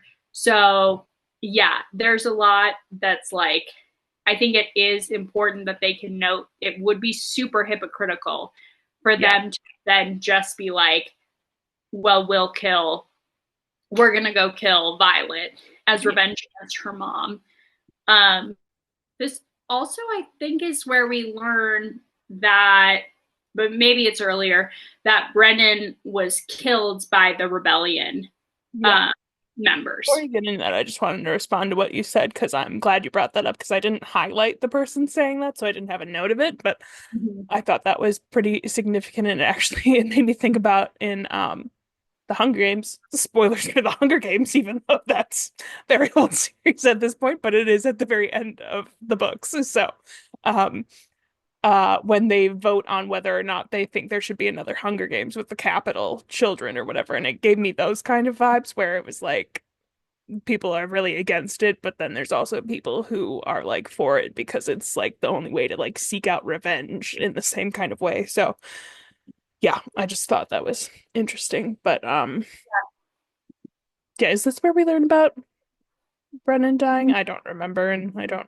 Yeah, I don't know if we We learn can about talk it about it. here or earlier, but yeah, yeah, share anything. I don't want to overshare. So, any thoughts you have about it?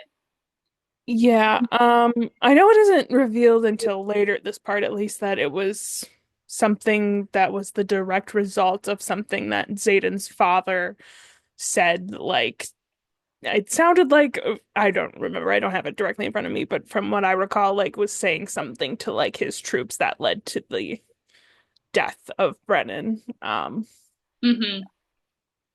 Yeah. And then we also do learn later on that someone tried to save his life but wasn't able to. So, Mm-hmm. and I guess we could talk about that. Nah, whatever. Yeah, We'll get into it. it's coming up. That class is like my next note is about the class where they talk about the dragons, and we learn that at the end of the class. So yeah, yeah. Let's finish with Xaden and Violet being out after curfew first. Just there's one thing that's important, which is Violet flings some daggers at Xaden.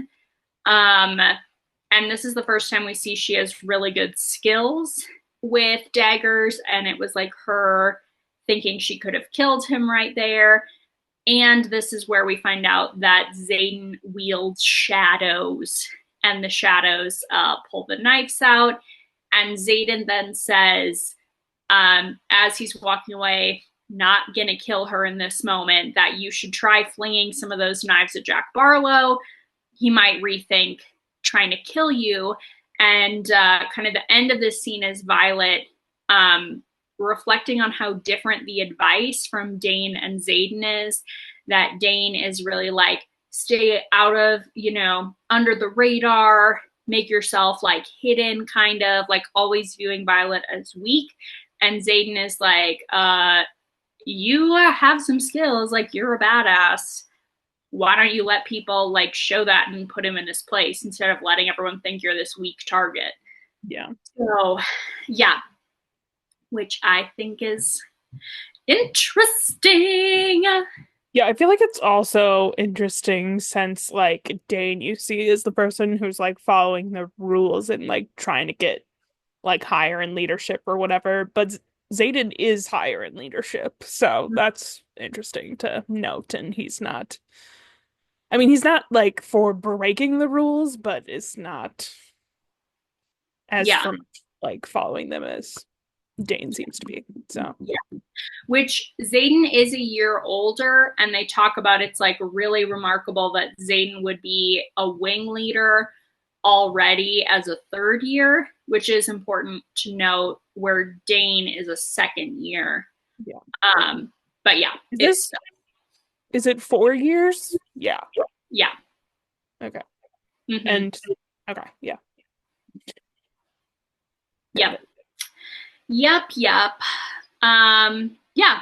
The next big scene is we have Violet's class with Professor something that starts with a K. I just wrote Professor K in my abbreviated notes. So sorry. Kaori, I believe. I don't know if that's how it's pronounced, but perfect. Kaori. Kaori, I would guess. Mm-hmm. Yeah. And his signet is that he can project images from his brain into the room. So he's going through all of the dragons, which is a perfect time to let you know that I have made some notes about all the different dens / colors and breeds of dragons, because there's a lot of information thrown out throughout these books. I also have to say, this is jumping back, but I really enjoyed when Violet was crossing the parapet and started reciting information. And I'm like, did Rebecca Yarros just do this so she could share information with us? Right? This way, like, I just thought that was funny. But yes, we do learn about half this information about the dragons. Half is in this class where supposedly they're covering all this, and then half is Violet re-reciting her notes from this class as she's doing the gauntlet. So it is a good, it's kind of a clever way to get all the lore in, Yeah, I like, at first I was like, oh, this is stupid, but it actually is like true to the character. Like, I think it makes sense. But when I was first doing it on the parapet, I'm like, this is the weirdest way to get information. I know. A fantasy story, so, but okay, so I don't know if we overtly note or if it's just been kind of more subtly mentioned. But so we have distinct dragon dens. We'll get more into this the more interaction Violet has with her dragons. But every color is its own den. So all the black dragons are part of one den, all the orange, etc. Yeah, so we know the dragons live for about 200 years. They have 2 wings and 4 legs, aka they're dragons, and it is true to what they actually are. I only say that because House of the Dragon does not have one frickin' dragon in it. So we'll just, this just has me thinking about the Brittany Broski and what's his face, the Sprouse Cole, Dylan. I can never keep track. And their whole, he's like, you know the difference between a dragon and a wyvern? And he's like, I had a bowl cut. Of course I know the difference. It's like, I don't know the correct, and then there's some other meme that she does about the pronunciation of wyvern. Anyways, well, I don't know, maybe not, maybe it's somebody else. Anyways, we'll say that, and then so far every description we have, we believe they all have golden eyes. What a time. Okay, so the den / colors, we have black, which are the rarest, the smartest, most discerning, and known as killing machines. And then specifically in this class, we are introduced to the character of Tern, who is an unbonded black dragon who will not be looking for a bonded rider. He has not looked for a new rider since his last one died. I made a note right here. I'm like, Violet's getting this dragon for sure. I also thought that on my first read. Yeah. Yeah. So we find out about that. He's basically one of the most revered dragons in the Dragon Kingdom, and in war, he's hella OP, as the kids would say. Yeah. So that's super cool. We find out in this class, this was the thing we were referencing earlier, that Terran's last rider died because he burnt out, which is something that comes up later. But it's essentially if you funnel, signets are powered by funneling your dragon's power into you, which gives you magical abilities, both tiny ones and really powerful signet powers. But if you tunnel or if you funnel too much into yourself, it can kill the person because people are not like inherently magical. So if you don't limit yourself, you will die. The term is, again, burnt out or burning out. So we find out that's what happened because Terran is a super powerful dragon with a lot of magic, and his last rider got like overconfident and burnt himself out trying to save Brennan, Violet's oldest brother, when he died, and trying to bring him back from the dead, to the point that it killed him. And Terran has not agreed to take another rider since that rider's death. So yeah. Which I imagine that rider was close with Brennan then, and now has Brennan's sister, which I kind of forgot that detail of all of this. I remembered. Mm-hmm. But I was reading back my notes. I'm like, oh, this is really sad. Yeah. I mean, too, but yeah. I can't remember how much that comes up again. I feel like Violet does address it with Terran, but also it seems significant. Yeah, but the professor does make a comment that's basically like, once you are a certain level of believing you're like so powerful as a rider, you can mistakenly think you're a god. And so that just he was so moved by the like injustice of Brennan dying that he was convinced he could save him. So that's kind of like the story we get, which I do think it makes sense that Terran would have chosen a rider who was really moved by injustice, because we're led to believe that's one of the main reasons he chooses Violet is the injustice of Jack Barlow and his goons trying to kill her and her defending her. So I could see that also being like he was just so hung up that Brennan shouldn't have died and thought he could do it. But again, I don't remember how much it comes up again. So yeah. Continuing with our dragon lore, next we have the blue, which are very large and known as the most ruthless. If you see a blue dragon, you should always run away from them. That's what we know about that. Which the Gale is a blue dragon, right? Mm-hmm. Yes. Greens are known for their intellect and their rationality. They're often used in sieges specifically. And that's what Mira has, right? Yes. And what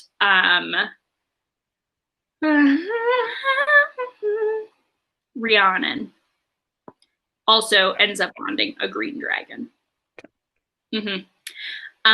Okay, and then we have brown. The only note about browns in the book that we have so far are to never show trepidation in front of a brown. We have orange, which are known as the most unpredictable. That's all we have said, but I will say some orange dragons be coming up who are there's some unhinged characters in the dragon. The deeper we get into the dragon lore, and Do we know what Cath is? Is Cath orange? What is his Cath? ooh, I We don't. Okay. think Kath is brown, maybe. Okay. I don't know. That also sounds. I know that Dane suggests her going for a brown, which I don't know if has to do with what Cath is. But anyway, Yeah, I'm gonna look it up. okay, good because I was gonna Google it. Interesting. If Kath is orange, oh, he's a red swordtail. Red, okay.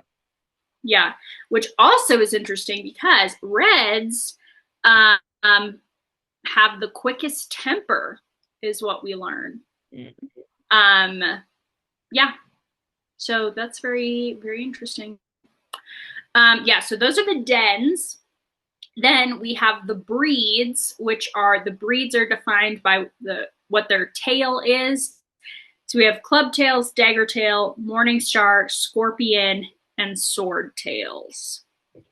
So yeah, most of those you can kind of guess what they are based on the name.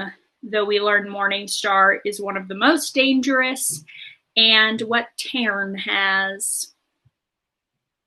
So yeah. Okay, there's that. Now we can continue with our book talk. Yeah, I just have random notes about I really like Violet's inner monologue that she has. And I literally laughed out loud so many times at her inner monologue. I was just like, it just made me laugh. And because it's specifically, I have it highlighted where she's talking about Xaden and finding him attractive and says, "You are not attracted to toxic men," I remind myself, and yet here I am getting all attractive. I know. Love it so much. So I think it's so much funnier once then she has Taryn specifically commenting on her inner monologue is so funny. It's so funny. I love it. Yeah. Yeah. So the next big thing is they are able to start practicing for the gauntlet. The gauntlet is a vertical cliffside obstacle course leading up to where they will stand for presentation in front of all the dragons.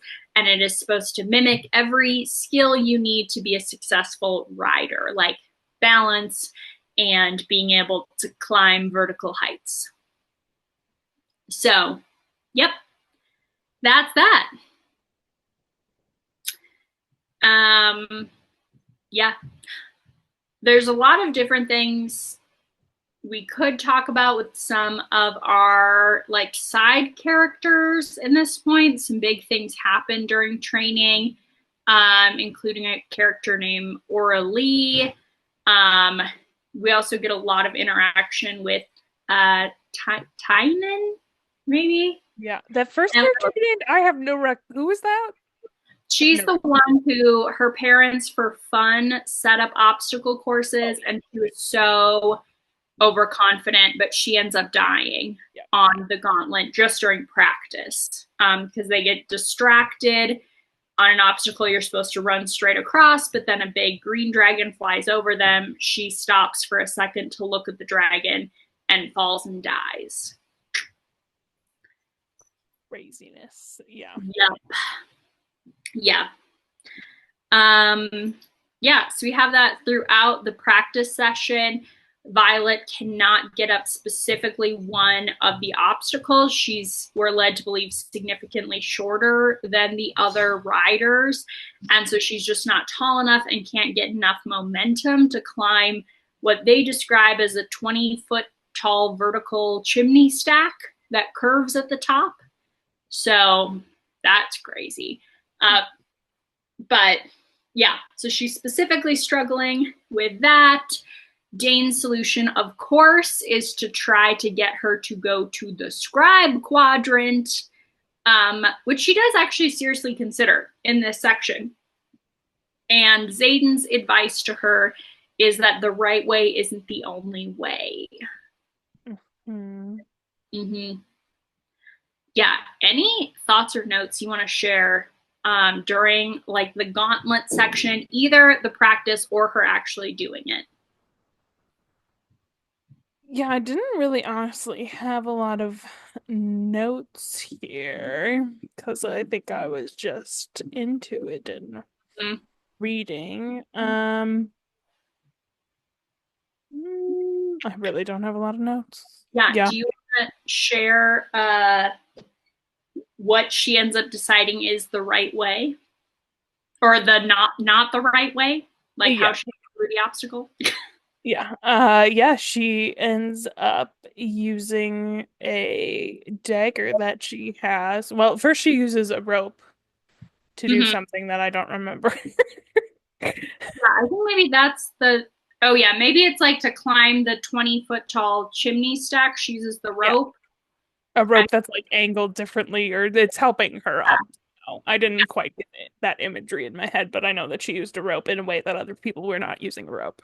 yeah, yeah, the ropes we're led to believe are supposed to be like a safety measure, so that if you start slipping on one of the obstacles, you could grab a rope to help you get to the next one and get like a 30-second time deduction. Mhm. But instead, Violet uses it to straight up like brings it over to a different obstacle to let her like scale Yeah. the wall.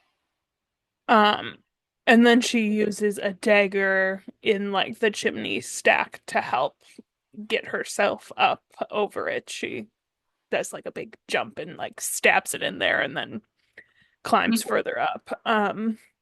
Which then Amber Mavis has big issue with, who is another wing leader, and it's supposed to like simulate getting on a dragon. So she's like, "You can't do that. Like that's not allowed," kind of thing. But there's nothing against it in the codex, and Violet brings up that anything that crosses the parapet with you is considered a part of you, and that it was one of those daggers and not one that she had won in their I was gonna say battle. I forgot what they're called. Sparring. Yeah, You sparring. that. In one of the like sparring matches. And so it's part of her and wasn't illegal for her to bring. So Mm-hmm. yeah.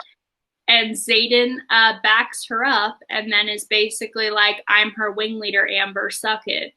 Yeah. Yeah. I say she's allowed. Yeah. So suck it, Amber. Yeah. Amber Mavis, her almost wing leader, because she's the wing leader of Wing 2. Yeah. Fun facts. Yeah, next they have presentation once they all make it up. They don't all make it up, but some of them make it up. Or no, does her whole Her whole squad? squad makes Okay, the yeah. gauntlet. Yeah. Okay, yeah. Yeah, so then they all go to presentation, which is essentially your squad walks in a single file line in front of all the dragons. Any of the dragons who are willing to bond then are able to look at the people for the first time that are the options, and they're supposed to kind of like chit chat so a dragon gets the feel of their personality. Yeah, and they specifically should be walking 7 feet apart in case a dragon decides anyone around them is unworthy and torches them. Which knew that was going to happen to at least one person in their squad. Yep, yep, unfortunately true. Yeah. Well, yeah, I wasn't mad about Luca, but yeah, same. Oh, yeah. Some big things from presentation are one, there is a feather tail, which is huge. No one has seen a feather tail in a long freaking time, like 100 years. So, okay, which at this point we just think is another type of dragon. But we yes, learn are all dragons feather tails in the beginning? Is that what? Okay. I just want to make sure I was good. So we don't know what type of dragon this dragon will end up being then. correct. Okay, cool. Correct. I want to make sure I have that. I think actually a lot of people would not have made that connection leap, maybe. I know some people who have not yet. So, Oh, okay. maybe a spoiler because Amy has put together pieces better I'm than just so other smart. What can I say? crew. Um, but yeah, so that does mean we don't know what kind, like what clan Endarna belongs to. Gotcha. Yeah. Mm-hmm. So Well, yeah, I don't know. Maybe some of us do know. some of us do know. That's all that I we can was gonna say. say we know, we know. Yeah. Okay. We don't need to go further. I'm concerned where we're going. I don't want to know. No, you don't want to know. Okay. Yeah. So at this point, we believe that that is one of the clans is Feathertail, which we learn in that class that Feathertails supposedly are smaller, weaker dragons that have fluffy little tails and are very opposed to violence. So Yeah. they are not in war and don't bond with riders. Okay, but so that's not actually true. Okay. Correct. I'm Yeah. just sorting this out because now I'm reading what it is it's saying in this section, and Rhiannon says something about no human alive has ever seen a baby, and it's like you literally just saw a baby. Yep. Okay. Okay. I'm just sorting that all out in my head. Yeah. Technically, I mean, it depends. They are babies, but Yeah. I think She's this, two. She corrects her pretty quick. She's like, I'm not a baby, I'm two. yeah, because it's like egg, hatchling, Yeah. feathertail, full dragon. Okay. Yes. Yeah. Which yeah, so all my dragon notes, besides being compiled from the book, there was a lot more on the Empyrean wiki, which actually had a ton of good information, but obviously they do not sort by spoilers. So unless you have finished everything that is currently published, do not go on the Empyrean. Even the dragon section had spoilers on it, so don't Yeah. Oh, don't I'm go. well aware. I've looked at other like wikis dedicated to certain fan bases, and yeah, they are very spoiler heavy. And we'll have to not look at it at all when we read the newest book because I people know. publish on their fast man. So, Yeah. yeah. They Um, also talk about during this section, they talk about the folklore of the wyverns and that sort of thing they're talking about. And I just have a prediction that wyvern are real, which I don't know. I have a feeling they're real and that people don't know it. But yeah, mhm. Interesting thought, Amy. yeah, yeah. I just like there's been so much focus on that.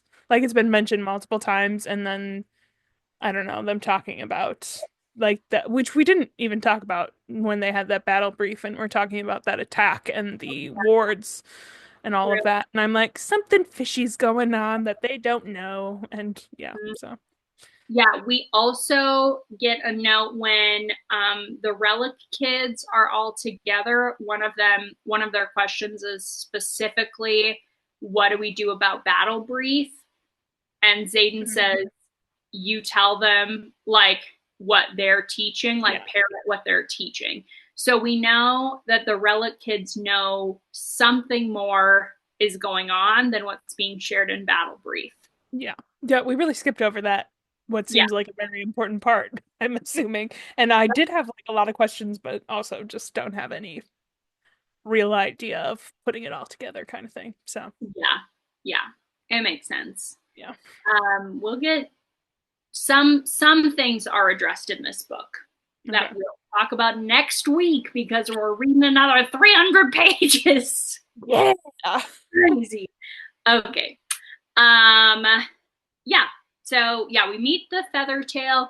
We also have two green dragons um, who stop Violet and are like sniffing her, and she's really freaked out that they have sensed the weakness because they're like the most, intelligent. But it's because of her dragon scale vest that no one knows about, that is made from a green dragon's scale, aka Mira's dragon, Teen, I think. I may be pronounced. I just I looked think up. it was teeny. I was listening to the audiobook. I think it was pronounced teeny. Okay. Yeah, I just looked up for the main ones or wrote out for the main people we talk about, but I should do more in depth. I was running out of time, guys. Um, yeah. Anyways, so yeah, it's her scale, so the dragons could like recognize her scent. Yeah. Yeah, which I remember the first time I read this, I thought that was so clever because I was like, oh my god, is Violet gonna get injured or something happen? Like some of the dragons do think she's weak and they're debating it, but like it's so early in the book, you know? Yeah, for whatever reason, I was like, there's no way that she's gonna get it. Like, I just did not think it was a possibility that she was gonna get injured at that point, which I don't Yeah. know. Because it's like, if they were gonna do something, she would die, and she's not about to die, you know? Like, but No, for sure. For sure. but I didn't put together that that's what it was until they, Yeah. yeah. Mm-hmm. Mm-hmm. There's also a tense moment where some of the people insult Violet and call her weak, like in front of the dragons, which is a really big deal. Um, Yeah, the way that they're talking in front of the dragons, I'm like, you people are idiots. And that's why I was not mad about Luca dying, is because I'm like, you were being so stupid. Like, I'm like, there's a bunch of dragons around you. You think you would be on slightly better behavior. Like, literally. which I know. Violet does make a point to say something about once they're unsupervised that their squad just turns on each other, which is accurate in many ways. So Mm-hmm. Yeah, and that Riddock then is like, I guess the dragons think she's obnoxious too, which I did think was funny. I like Riddick. He's funny. Yeah, he is. He'd be obnoxious in real life, but in a book, he's very funny. Yeah, uh-huh. He's a good comic relief character. Hmm. Um, yeah. Okay, then we have threshing. Again, this book is so fast paced, like it just jumps right into it. I was shocked that threshing happened less than halfway before. Like, again, because I didn't remember where book one ends entirely, like I didn't realize we were gonna get everything like this week that we got. So I was psyched. We did also read 300 pages, and the other series we talked about, which was Twilight, which is so slow paced. Yeah, true. So True. all those Feels factors together. yeah, yeah. Mm-hmm. Um, Amy, tell us about threshing. What the heck happens? Yeah. So she is out there for quite a while. I don't know. Does stuff happen before threshing that I need to talk about at all? Leading up to threshing? No, I don't know. No. I don't think so. Yeah, no, I don't have Jane anything. tries to get her to run away, freaking again, whatever, every single time. Yeah, yeah, and I just get annoyed with Dane. That's literally the only thing that I have a comment on before threshing. But yeah, so they're out there for a while, and they're supposed to be like by themselves so the dragons can approach them.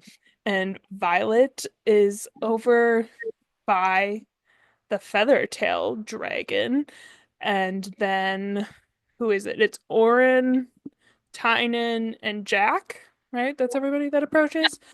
And they're talking this, they say like, you sure we shouldn't spend our time looking for our own dragons instead of hunting the freak down? And I literally come here, I'm like, I'm sorry, are they trying to kill the Feathertail with a bunch of question marks? And then paragraph later, yes, the answer is yes, they are trying to kill the Feathertail. And their logic, I just don't follow. It's like the scrawny one is gonna get someone killed, we have to take it out. I'm like, don't you think you're gonna get killed by trying to kill a dragon? Like, if the dragon doesn't kill you, another dragon probably will. Like, I just Mhm. the logic, I'm like, it's not there. But No. yeah. And also it's also thought that feathers tails don't bond, so I really their logic is not solid. But No. and then uh Zayden comes. I feel So like I'm Violet what? decides to go after them to defend the feather Yeah, tail. I was like, I feel like I'm missing something here. Maybe you take over telling what Okay, happened. great. I will miss something. Yeah, so Violet decides she was previously trying to avoid Jack Barlow because it is known in threshing, your squads don't matter, you can kill anybody. because they don't say how people die during threshing. They just say someone was killed. So a lot of people take out their vendettas during threshing. Yeah. So she's trying to avoid them, but then and climbs in a tree once again to like avoid them and try to figure out. She's trying to get like see if there's a feeling from some dragon that might want to bond with her. And then overhears that they're going to kill the Feathertail and decides that her intention is she's going to get there first and warn the Feathertail to like fly away. So that's her thought. She's not thinking she's going to have a confrontation with them. However, she gets to the Feathertail first, who at this point she's calling Goldie, and is telling her to like leave, flee, fly away. And the Feathertail is not moving and just kind of looking at her all cute and innocent like. So she thinks that maybe the Feathertail can't fly, which feels like a dumb conclusion to come to, but whatever. She's concerned. So she thinks the Feathertail cannot fly, and she's going to stand there and defend the Feathertail against these three people, which is not going great, to be honest. And Xaden and Sigale show up and are watching this interaction. And while they're not completely intervening, Xaden also calls out what some people are doing a few times. And there's even a moment that maybe it looks like Xaden is going to jump in. During this fight, Violet gets a pretty freaking bad cut to the arm. She ends up stabbing Tynan, I don't know, whatever, Tynan, in the side. Orin is knocked out. And like, and then Taryn lands right behind Violet. Which I have notes of. First of all, I forgot to say earlier when we got introduced to the Feathertail that I was like, oh, maybe she ends up with this one instead of the black one. And then the second that he lands there and it's talking about standing with the golden one tucked under an enormous scarred black wing is the biggest dragon I've ever seen. And I'm like, oh my God, how did I not put this together? I've literally seen the artwork of these two dragons. I have seen artwork of them and I'm like, they both bond to her. I knew the second. I'm like, Whoa. I knew it. I'm like, which would be interesting to see how I would think about all of this if I didn't put it together right there, which I did not put it together, and I just kept going back and forth like this whole time. I was like, no, it's the gold one. I was wrong. No, it is going to be the black one. No, I was going back and forth up until this point. And at this point, I'm like, oh my God, that's right. She bonds with both of them. Like, yeah. So, Taryn is hella intimidating. Jack Barlow runs. He kills some people, and then he starts telling Violet to like climb on, and she's like, "What?" And he's like, "You you're idiot! talking to me? What? I'm bonding with you." Yeah. And she spends most of this interaction time being like, no, you have the wrong person. I don't want to do this to you. I'm like pretty weak. And I have so many highlights from this section because everything he says is so good. One, Taryn is just a sassy old man, which I love.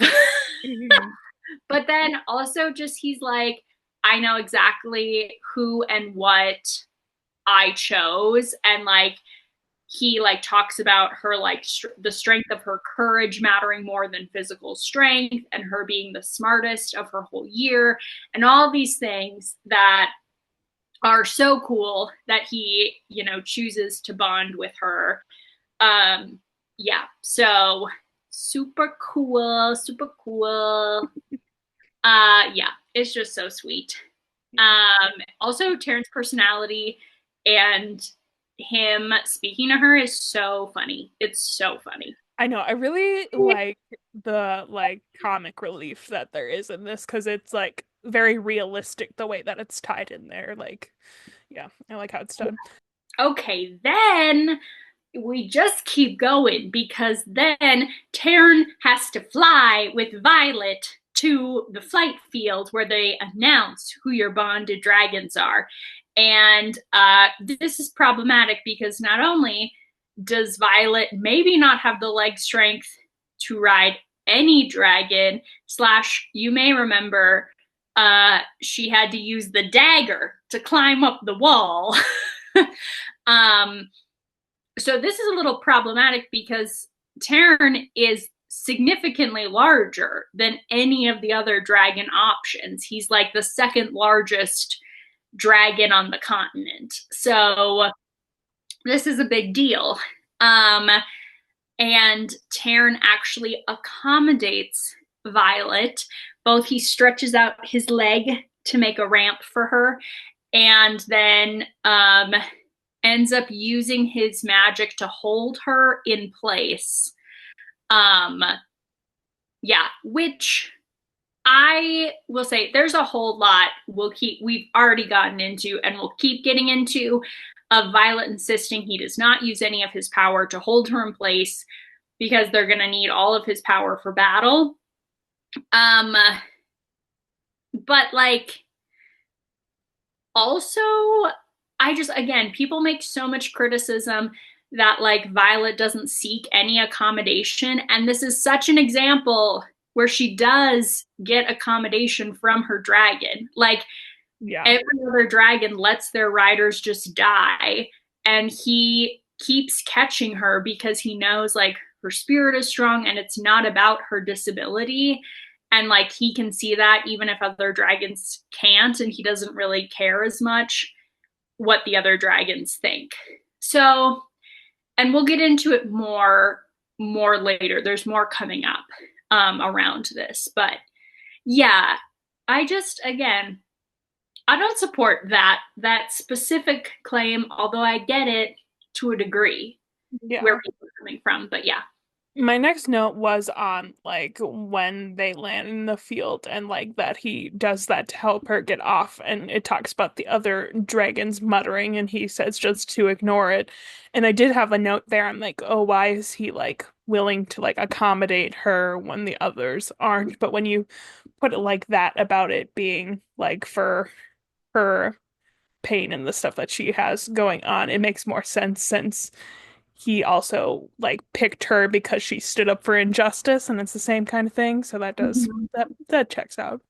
Yeah, like Taryn is not like concerned about her physical like weakness or Yeah. like disabilities, even though Violet wants to keep, like, it's really actually, I think, so beautiful because Violet wants to continue to define herself by being disabled in this moment. And like that Taryn is such a powerful dragon, he could never want her because she's disabled. These are not the words Rebecca Yarros uses, but it's the vibe, Yeah. you know? Yeah. And that Taryn actually is like, that's not what defines you and that's not what matters. Yeah. You know, like I actually think that's so powerful and cool. And the idea that dragons are like more discerning than people. So he like knows this about her. There's also some elaborate fan theories that we can't talk about till the end of the book, or maybe even Iron and Flame, that talk more about this that I hadn't thought of before, but I think is an interesting idea. So we'll get more into that later. But remind me if I should forget that there's fan theories I have around this to share with the class.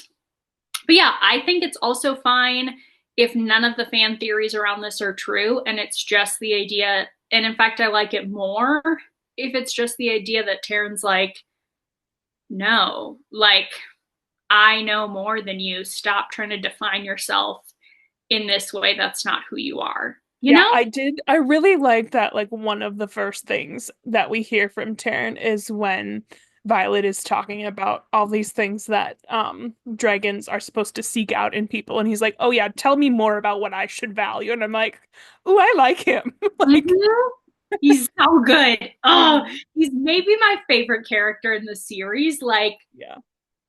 specifically his interaction with Violet, and then Endarna's like at the time she jumps in and is so different. I And know. then I really like going, the oh, contrast in the dragons.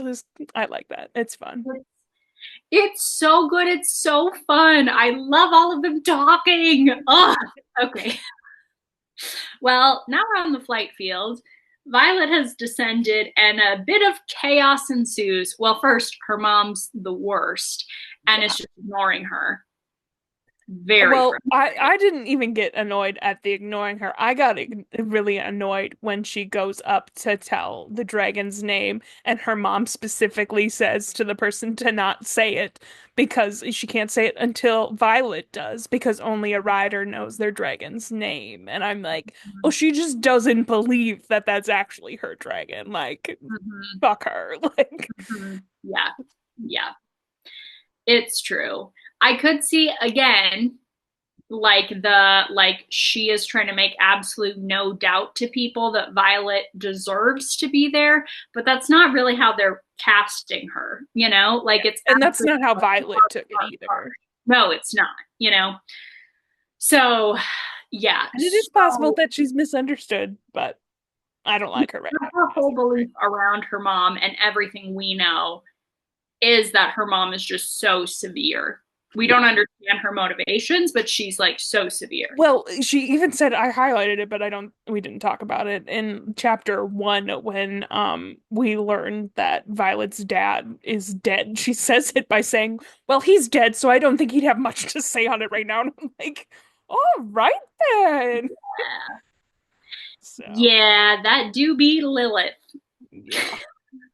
Which Oh, also is so funny because the only other Lilith in like media that I have spent a lot of time with is from Cheers and Frasier. I So knew that's what you were gonna say. what? I have to say, I don't know a lot of Brennan's. I keep thinking of Brennan Lee Mulligan from Dimension 20. So that's weird. But What a time! What a time! Yeah, Jack but Barlow. him and the whole fantasy thing seems a little bit like he plays characters, fantasy characters. Yeah, uh-huh.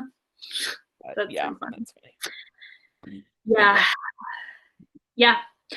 Um, okay, but then Violet goes to tell Taryn's full name, and then a and Darna chimes in and says, "Say me too! Ah, both She's dragons!" so cute. It's so cute. It's so cute.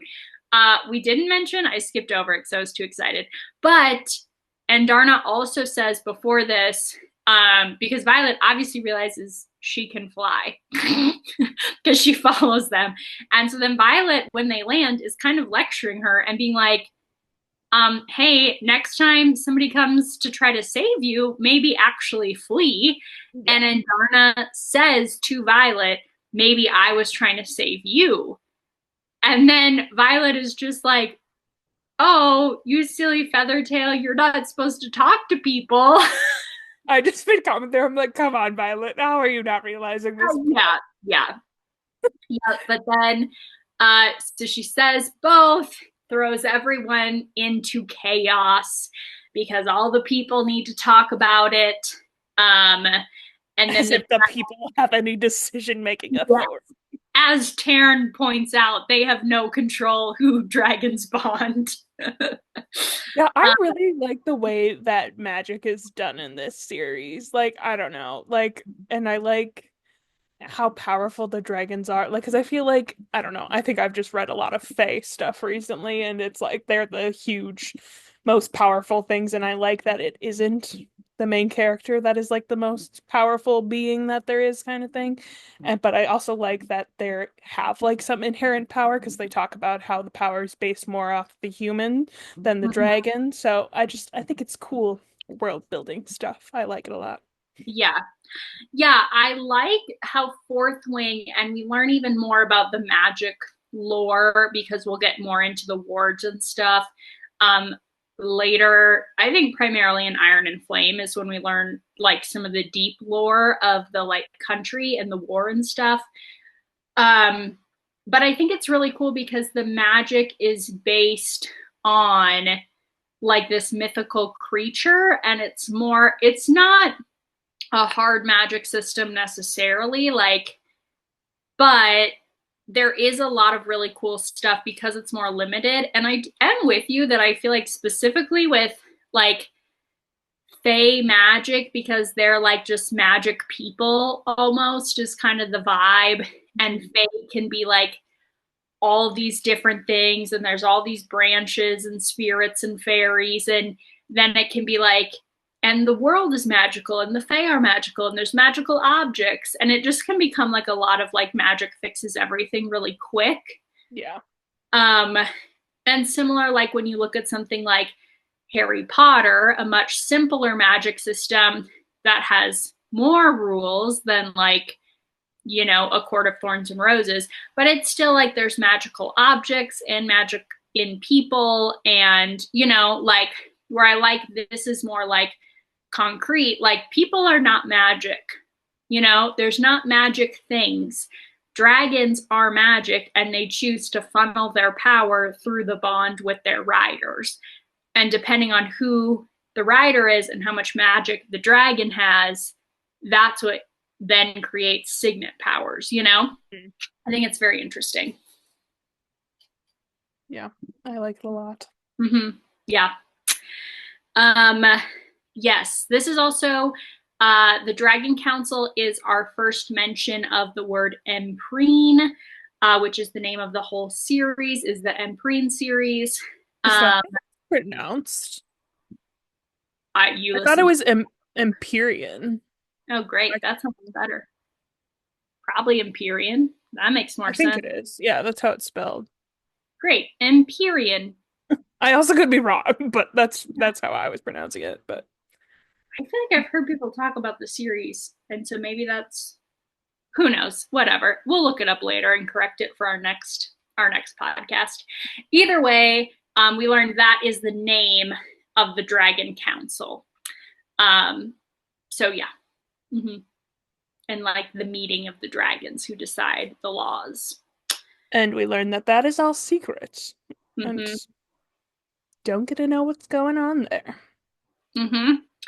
Yeah, and while this is happening, we get the last thing Taryn says to Violet is to stay with the wing leader. And she says he must mean the squad leader. And Taryn says, you heard me correctly the first time. Just made me think of stay with the High Lord. That's all I thought of. I like to think of the surreal and Taryn being the same vibe. They're not, but that's really funny. Yeah. Yeah, so we have that, and we get some interesting interaction between Dane and Violet during this section also. Surprise, surprise, Dane once again is trying to make Violet appear / be weaker and hold her back, and not like embrace in any way the idea that this strong of a dragon would have chosen Violet, and instead is trying to say they're going to force you to choose, and you have to choose Andarna, because then you'll just be a professor and you'll stay here. So once again, looking for a way to keep her out of being a rider. Yeah, because we also didn't talk about that they have talked about that Andarna is too small to ride. So she just would not be able to ride, which I got so mad at Dane here. Like, yeah. And so then I had a question if that's why Taryn said to stay with Xaden, because he didn't want Dane to like talk her out of anything or whatever. But we learn more about why he said that later. So yes. Yeah. Does she talk to Xaden next, or does Dane kiss her next? I don't remember the exact order. I think Dane kissing her is at the very end. Yeah. Of the chapter, so. Yeah. Then Xaden comes over, and we end up getting some more dragon lore, which we find out that actually Xaden and Violet are now very permanently connected for the rest of their lives because they have both bonded, mated dragons. So Sigale and Taryn are mates, and we learned during this part that they're one of the strongest mated pairs in the entire continent, both in the strength of their bond and as two really strong dragons. Yeah. So, and we learned that Taryn specifically has the stronger and more powerful the dragon is, generally the more powerful the bond is. And because of this, Taryn bonds extremely closely with his riders. And when they die, it affects him deeply, and he nearly died when his rider died.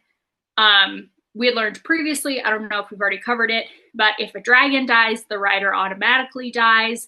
If the rider dies, the dragon can live, but are affected. Mm-hmm.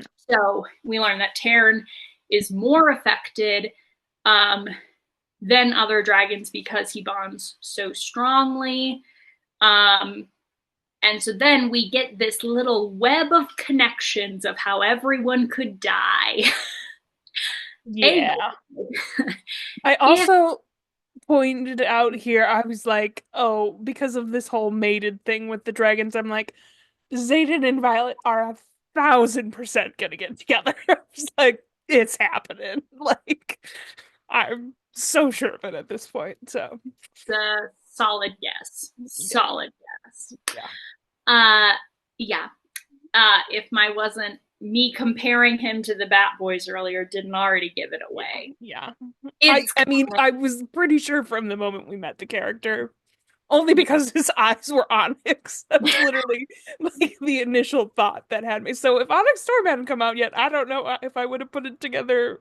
Oh yeah, confidently, but I do feel like a dead giveaway. If you're a fantasy writer and you describe the male character's weird eye color and then his smell, he's almost always the love interest. So knock that off. What a giveaway. Yeah, pretty true.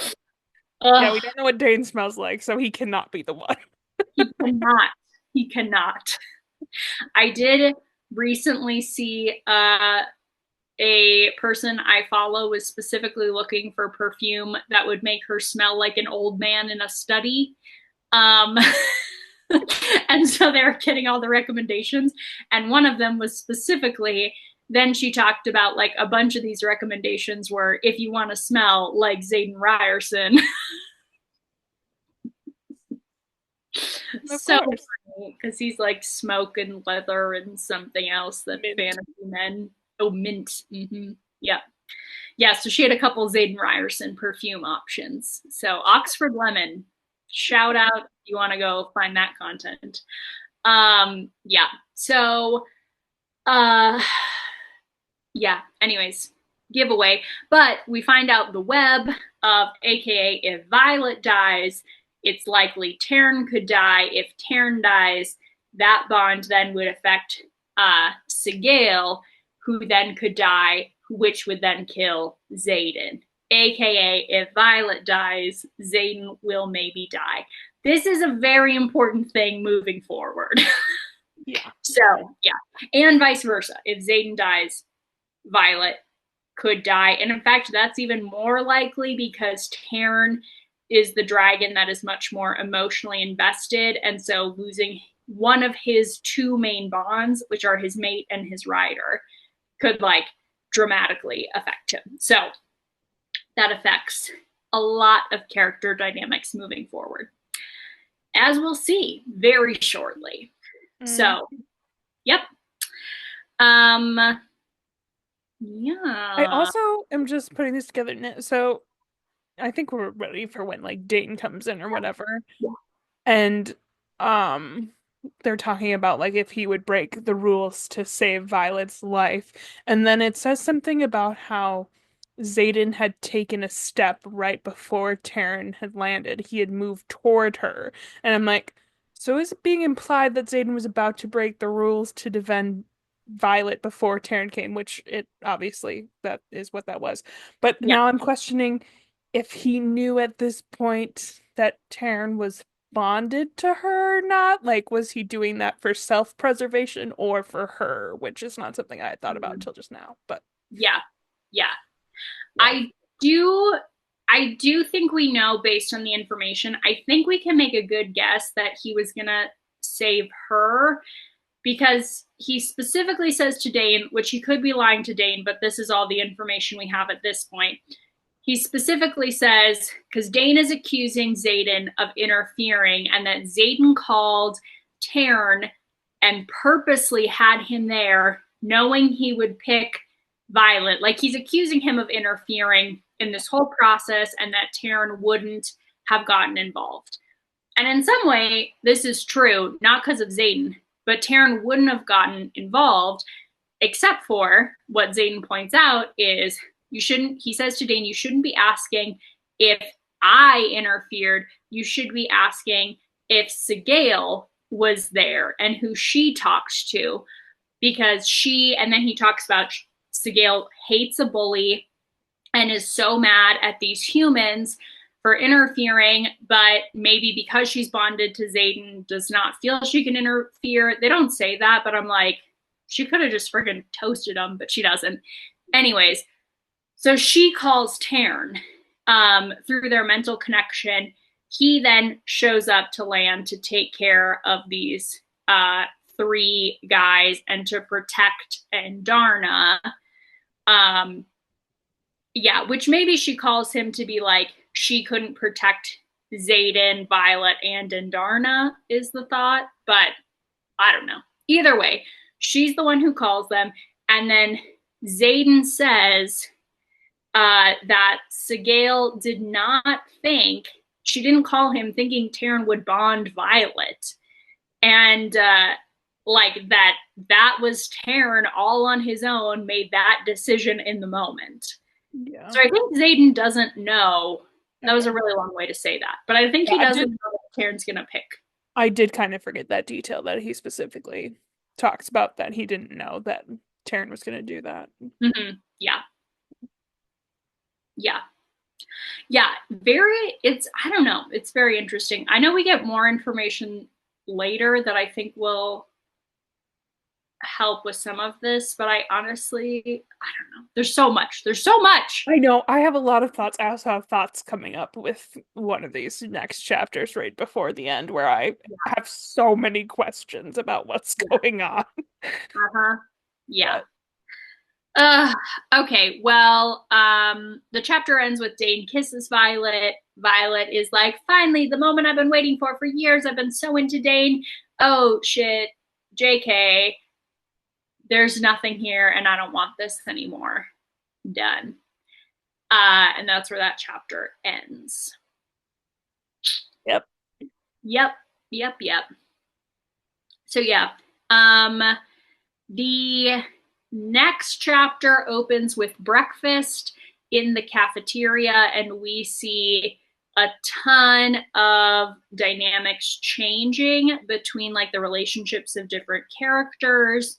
And we quickly find out from Imogen that it is because once people realize who is bonded powerful or weak dragons, that then people start aligning themselves with the people who bonded powerful dragons, which makes sense politically because basically their entire society is set up around war.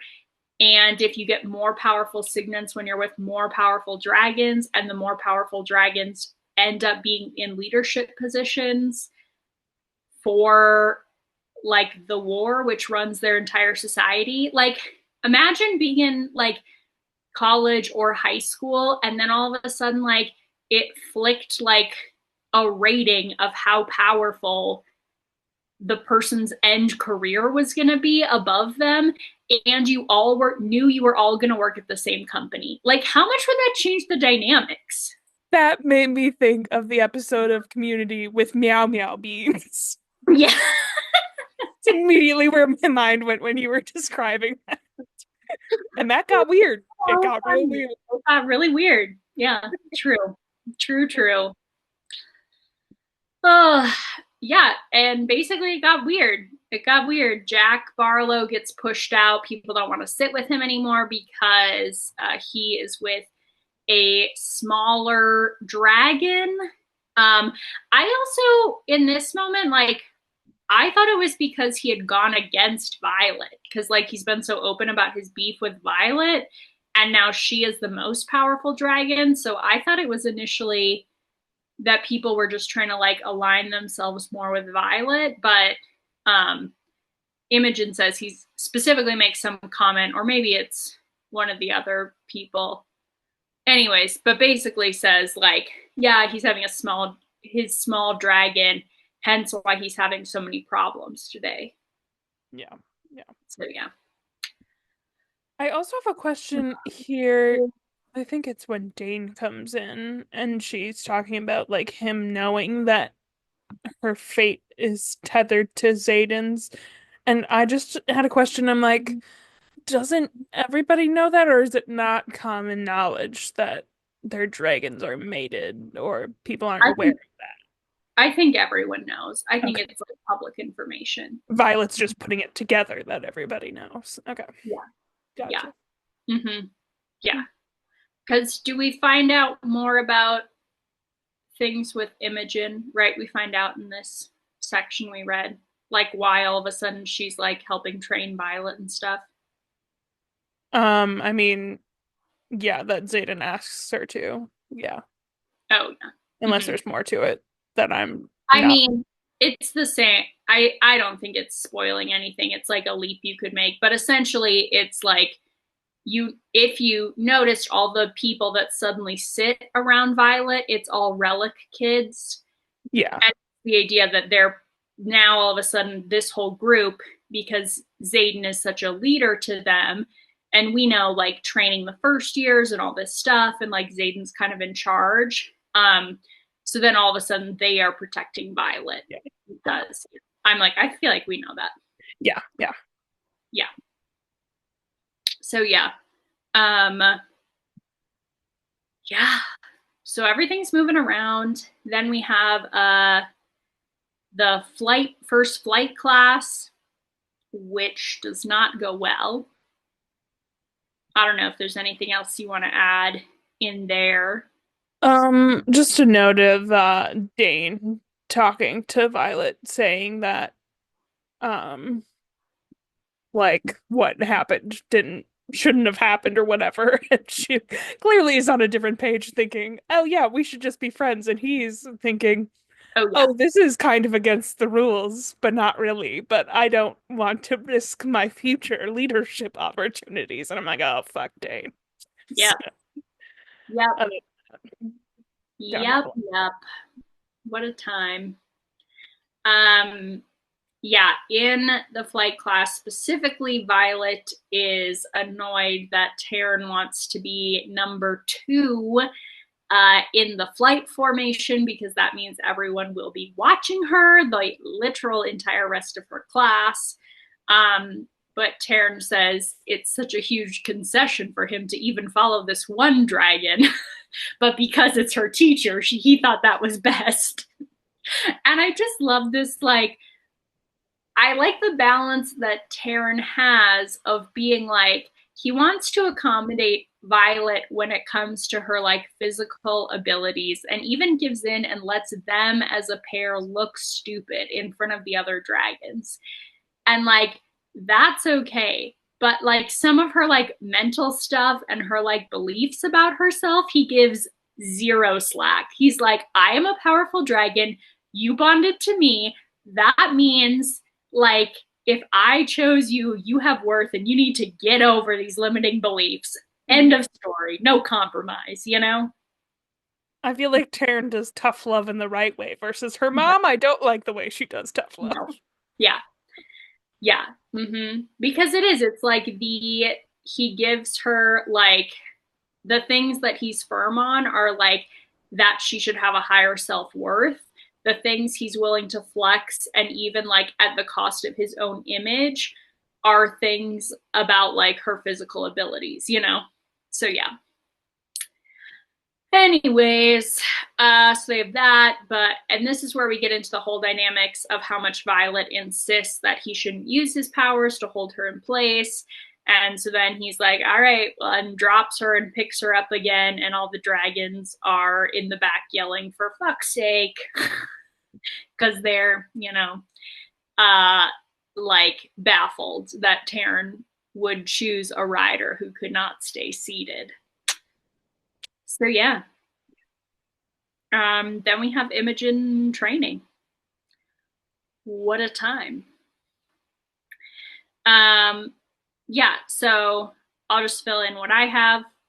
Essentially, Violet goes to the scribe quadrant for the first time. Hooray. And she runs into Jessinia. Is that how we're saying her name? I think so, yeah. Okay. Who is one of her friends from when she was training to be a scribe. And she is specifically looking for Fables of Baron, which she then starts to make some inferences that is a forbidden book. Mm-hmm. Yeah. So that's kind of the big things to note there. And then we get more of Dane being the worst. Yeah.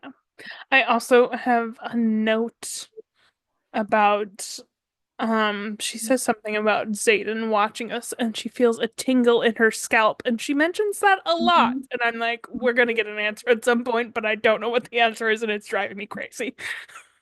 Well, okay, this is what I think we know so far because the first time she feels that is when he reveals his shadows.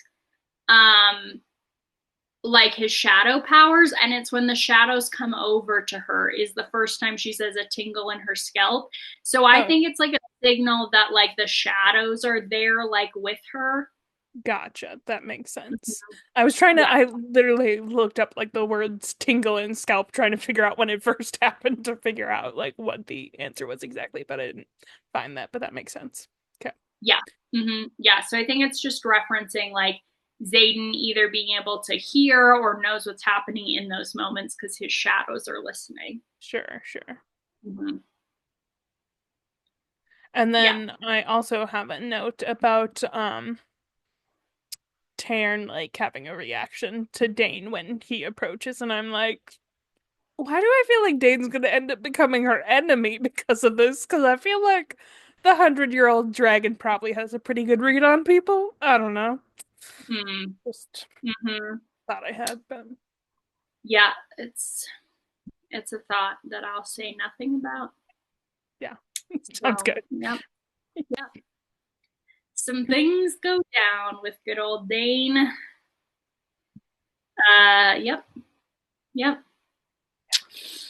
Yeah. Nope. I keep thinking other things, then I'm like, nope, don't even say that. Nope, don't even say that. I appreciate you doing that because I feel like I read into a lot what people say and feel like you would unintentionally spoil more than you meant to by saying something. So yeah, probably. More is coming with Dane. That's all I'll say there. Yeah. So sure. Yeah. Yeah. Do you have anything else in 18? Otherwise, the next thing I have is about the attack. I did just have a note about like the whole thing with Jeremiah, who's the one who has the signet power of reading minds and how it's a death sentence, and she meant that quite literally because he dies right there. So yeah. Yeah, and I have when I was going back and looking at my notes reading it, I just like made more notes because of what's coming up. I have questions about. Anyway, we'll get there. Yeah, I don't think I have anything. Yeah, until the attack when Taryn wakes Violet up from her dream. Like there's a voice in her dream telling her to get up, which wakes her up. And there are 4 men and 3 women in the room, and she notes that there's 4 unbonded men and 3 unbonded women, but then she realizes there's only 2 unbonded women, and I'm like, okay, who is that? I'm guessing right now who it has to be. And I guessed correctly. First thing, I guessed Oh, because I'm like, there's pretty limited women who are like bonded that we're for sure about. And I'm like, it's obviously like not the people who are super close to her. And I'm like, that leaves like one person pretty much. So yeah. I It was like, is it could also true. be Imogen potentially, but I didn't think that was very likely. Yeah. Yeah, because I think the like female characters we know that are against her, most of them are like they're rebellion kids, Mhm. so they're with Xaden, even Yeah, if they're not with her. exactly. Yeah. Yeah. Yeah. hmm Which does narrow it down quite Yeah. a bit.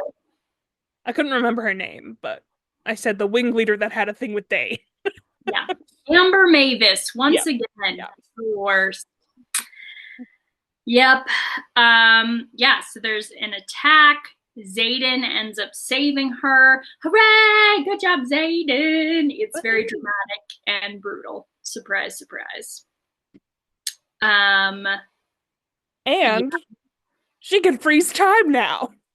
Oh yeah, yeah, Minor absolutely detail. Well, crazy. she doesn't actually freeze it in this instance. I don't well, maybe she kind of does. I don't Mm, know. But it's through Indarna that time uh-huh. is frozen. So, Yep. which we do learn later on that that won't last forever, right? That it's Uh-huh. said that when she's no longer a feather tail, that that power will go away. Mm-hmm. Yep. Yep.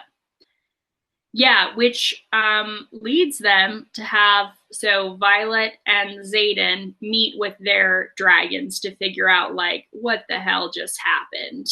I Um, I do have a note before that, which is the thing that's driving me crazy that I want to figure out where Violet is thinking to herself, I'm alive, I'm alive.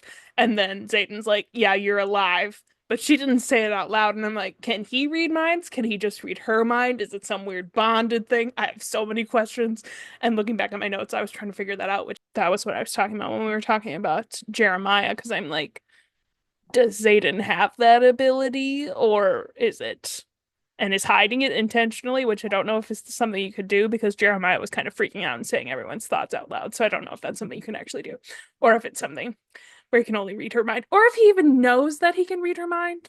I don't know. I have lots of questions, which I'm sure I'll mhm. get some answers to at some point, and Callie is trying not to say anything right now. So, Yep, yep, yeah, yep. yeah. Accurate. Oh man, oh man. But then they go and meet up with their dragons. Then they meet with the dragons and they find out that they can communicate with each other's dragons, Hmm.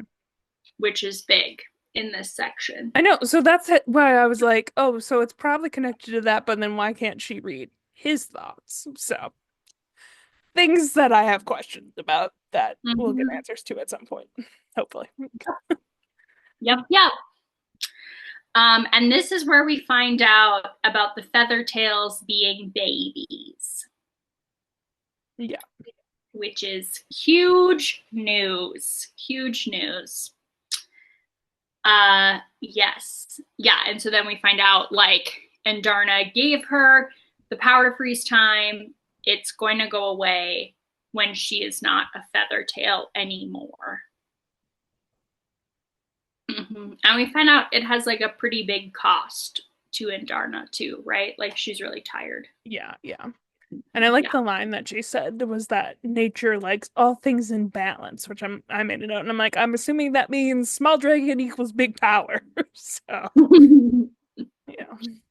Yeah, which is not it's not the case with the dragons normally because it's normally the bigger dragons have the more Yeah. Yeah. power and bigger signets. But it is something that Taryn references a lot uh, in the book moving forward. So Mm. yeah, it does. It's a reoccurring thing that either dragons say or is some rule in the dragon world because Taryn references it quite a bit. But I won't say in what reference to. um, yeah.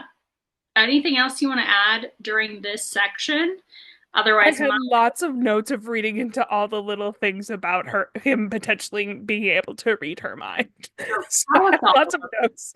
I have a note about like him like having some honest, heart-stopping smile and it's gone as fast as it appears. And I'm like, is it gone so fast because she's thinking about it and he can read her mind and he doesn't want her to think that? And I put in all caps, I said, I want to know how much of her mind he can read and whether he's aware of it. Like I'm obsessed with this and I want answers now. Because I'm like, that's gonna be embarrassing for her if he can read her mind completely.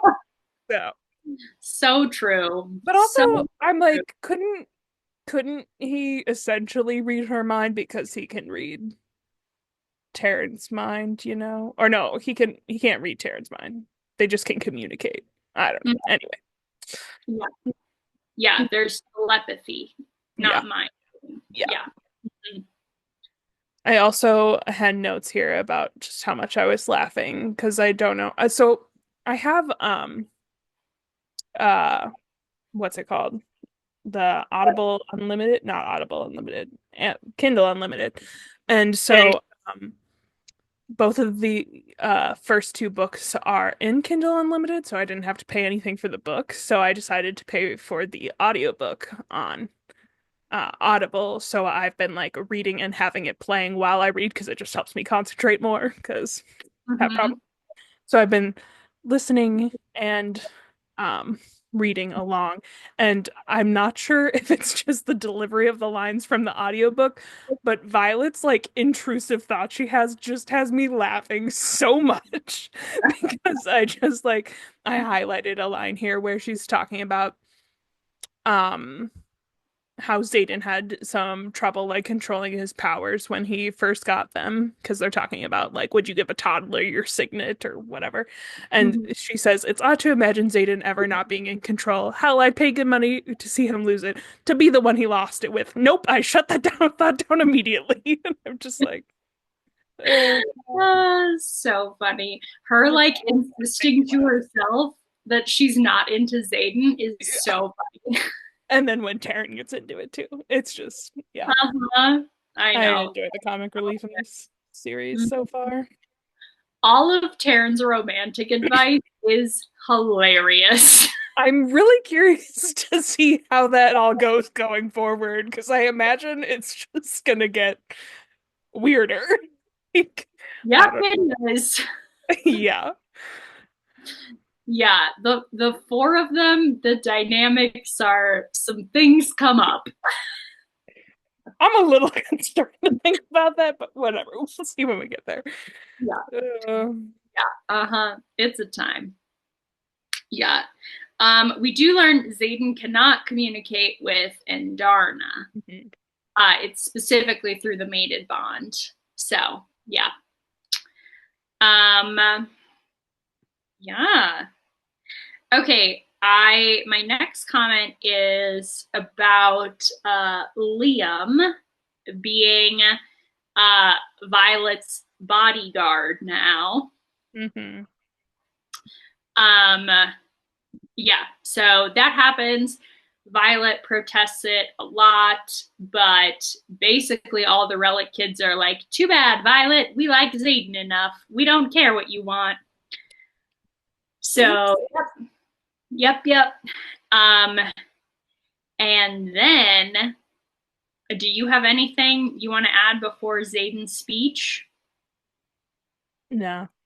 All right, why don't you Anything take important. us home, Amy? I was just trying to figure out if my guess was right this whole time. So I was like, oh, well, she's talking to Imogen at the table. Probably wasn't Imogen who was trying to kill her. So then they all gather talking about wait, who is it? I don't know. Some authority figure is like, oh, who is Is it? it Melgren or is it the guy with the P? Pancheck. It's Yeah, Pancheck. yeah.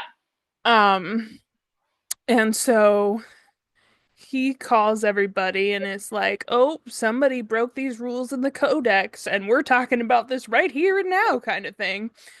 And somehow Violet does not put together that this is about her, despite the fact that she was tried 7 people tried murdering her last night while she was sleeping, and that's against the rules. So I don't know how she did put that together, but And she um, like has read the codex so yeah, thoroughly, she yeah, gets away with other stuff people couldn't. yeah, Whatever. yeah. I don't know.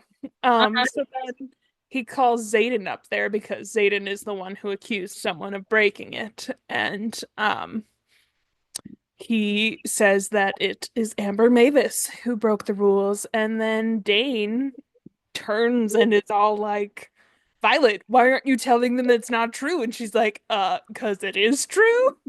And Dane just does not believe her and tries to read her mind to get the answer, but Violet doesn't let him do that because then he would know about the time freezing thing, which we really didn't talk in detail about. But if anyone figures out about the time freezing thing, like all of them are at risk of being killed because no one's supposed to have that kind of power over time and whatnot. So she does not let him read her mind, but yeah. And the feather tails are babies. They're also not and supposed to that read. Yep. yeah, yeah. Um and then I can't remember all the dragons that show up, but Taryn is there Mm-hmm. and she's talking to him and he is able to show like the memory that he has and he shows it to a fair amount of people. I don't know. I think he shows it to Or the everybody dragons. involved. Or the dragon? Maybe Okay. other people's dragons are there, and so then the dragons, yeah. Yeah. And so Dane sees that it is true, and I'm so then Amber Mavis's dragon has to kill her because those are the rules apparently, which is kind of horrific. So yeah, that's what happens. I don't have a lot of notes here at the end. It's very possible that I missed something important, but Doesn't Taryn kill her though?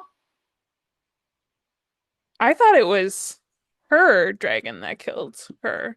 Clyde? Something with a C. Let me double check.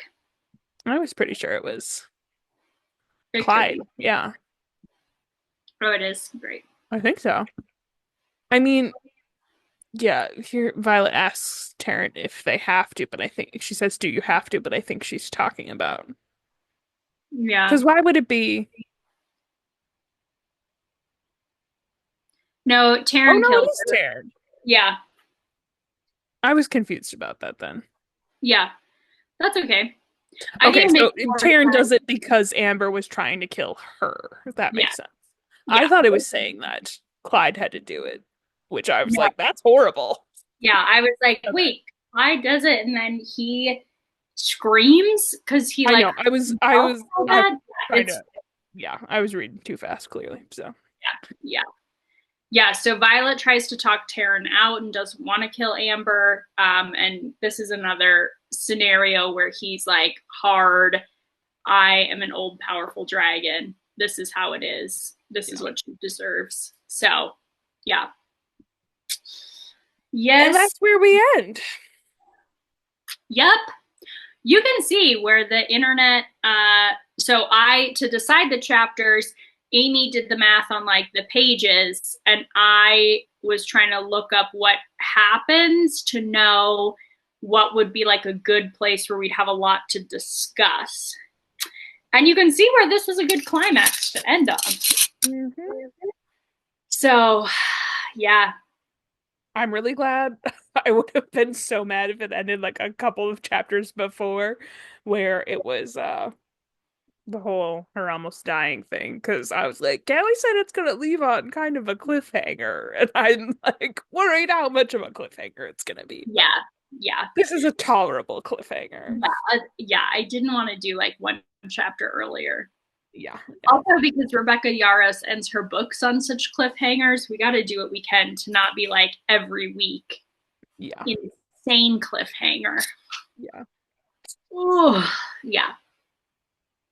Anyways, so that's the first half of Fourth Wing. Yeah. Intense. Okay, let me see if there's anything else. Um, Okay, we decided not to talk about that theory. Yeah, we're going to talk more. There's a couple really good fan theories that I think are so interesting, but we have to wait till next week to even decide. And one of them, I can't even remember if we can talk about it next week. So there's definitely one that we'll talk about for sure. I have notes in like 3 different places because I took so many notes this week. So I got to look through all the spots to see what else, anything else we want to talk about. I was just looking at my notes and I kind of talked about everything because I had general thoughts or questions about stuff, which we think covered all of those. Yeah. And then I think I already gave all my predictions also. So, Okay. Yeah. Yeah. My only other note that honestly we covered more because you covered it, Amy. But specifically just to address, like, I get where people feel like the around Violet's disability, her always pushing through the pain is like toxic. But also, like, in my lived experience, and again, I think Amy would say, like, her experience with chronic illness and like the other close people in her life, like, a lot of times, like, yeah, it's not fair, and absolutely you wish that like you had an option to just advocate more for your disability.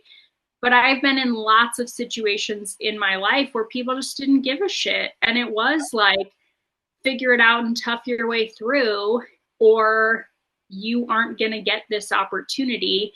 And yeah, that's toxic, but that's kind of how like life is set up, to a less extreme version than this war college. But like, even that, like, maybe not for everyone. There's lots of opportunities people don't get unless you push through. And I think for me specifically, a lot of how I have had to deal with things has been like a push through mentality. And now it's not until almost like 30 years later into dealing with my chronic illness that I'm unpacking some of how that has messed me up and been toxic in other ways. But it's literally the only reason I've gotten through for a lot of my life. And so I think that this book, like, it is important because that also is a reality. And as much as we want to like dismiss that, I just think that's like important to like note also. I And also, oh, go ahead. just as a side note, I also just think it's interesting that Violet has to solve a lot of problems in ways that are not just she's the most badass in the room. And I think in fantasy, I've seen this like extremes of like, we had so few female protagonists in fantasy. Like, I feel like fantasy is so behind with gender norms compared to other genres, you know? And so then there's like this big flip to now where the female characters are just badass assassins. They're the most powerful, the most everything. Mm-hmm. And like in Fourth Wing specifically, we have a protagonist who she becomes more and more of a badass. Spoilers, but you probably knew it because Taryn's a badass. Yeah. But like, she doesn't just solve problems because she's the strongest or has the most power or is the most agile or the fastest. Like, she has to like, Give us a female Frodo or Bilbo. yeah, exactly. Yeah. So, anyways, I just think that's like, that's cool. But yeah. I was also gonna say, I kind of liked how they didn't have like an official diagnosis because one, that isn't very fantasy-like, so I think they wouldn't have that in there. But also, like, I feel like that's pretty realistic of having like unanswered questions when it comes to like medical things like that, and that it's like just kind of deal with the thing. And I'm not saying that's right for sure, but like I think it's realistic to what it's actually like. So, Totally. Yeah. yeah. Yeah. Mm-hmm. Yeah, it's a valid perspective, even if we would say that's not fair. Like, Yeah. correct. And that doesn't mean it's not the experience a lot of people have. So, Yeah. Because we have been recording for 3 hours. Crazy. Oh On man. that note, better cut it off here. Thanks for listening, everybody. Love you. Appreciate you. We'll be back next week to finish Fourth Wing. So join us. Join us. Thanks, everybody. Bye. Bye.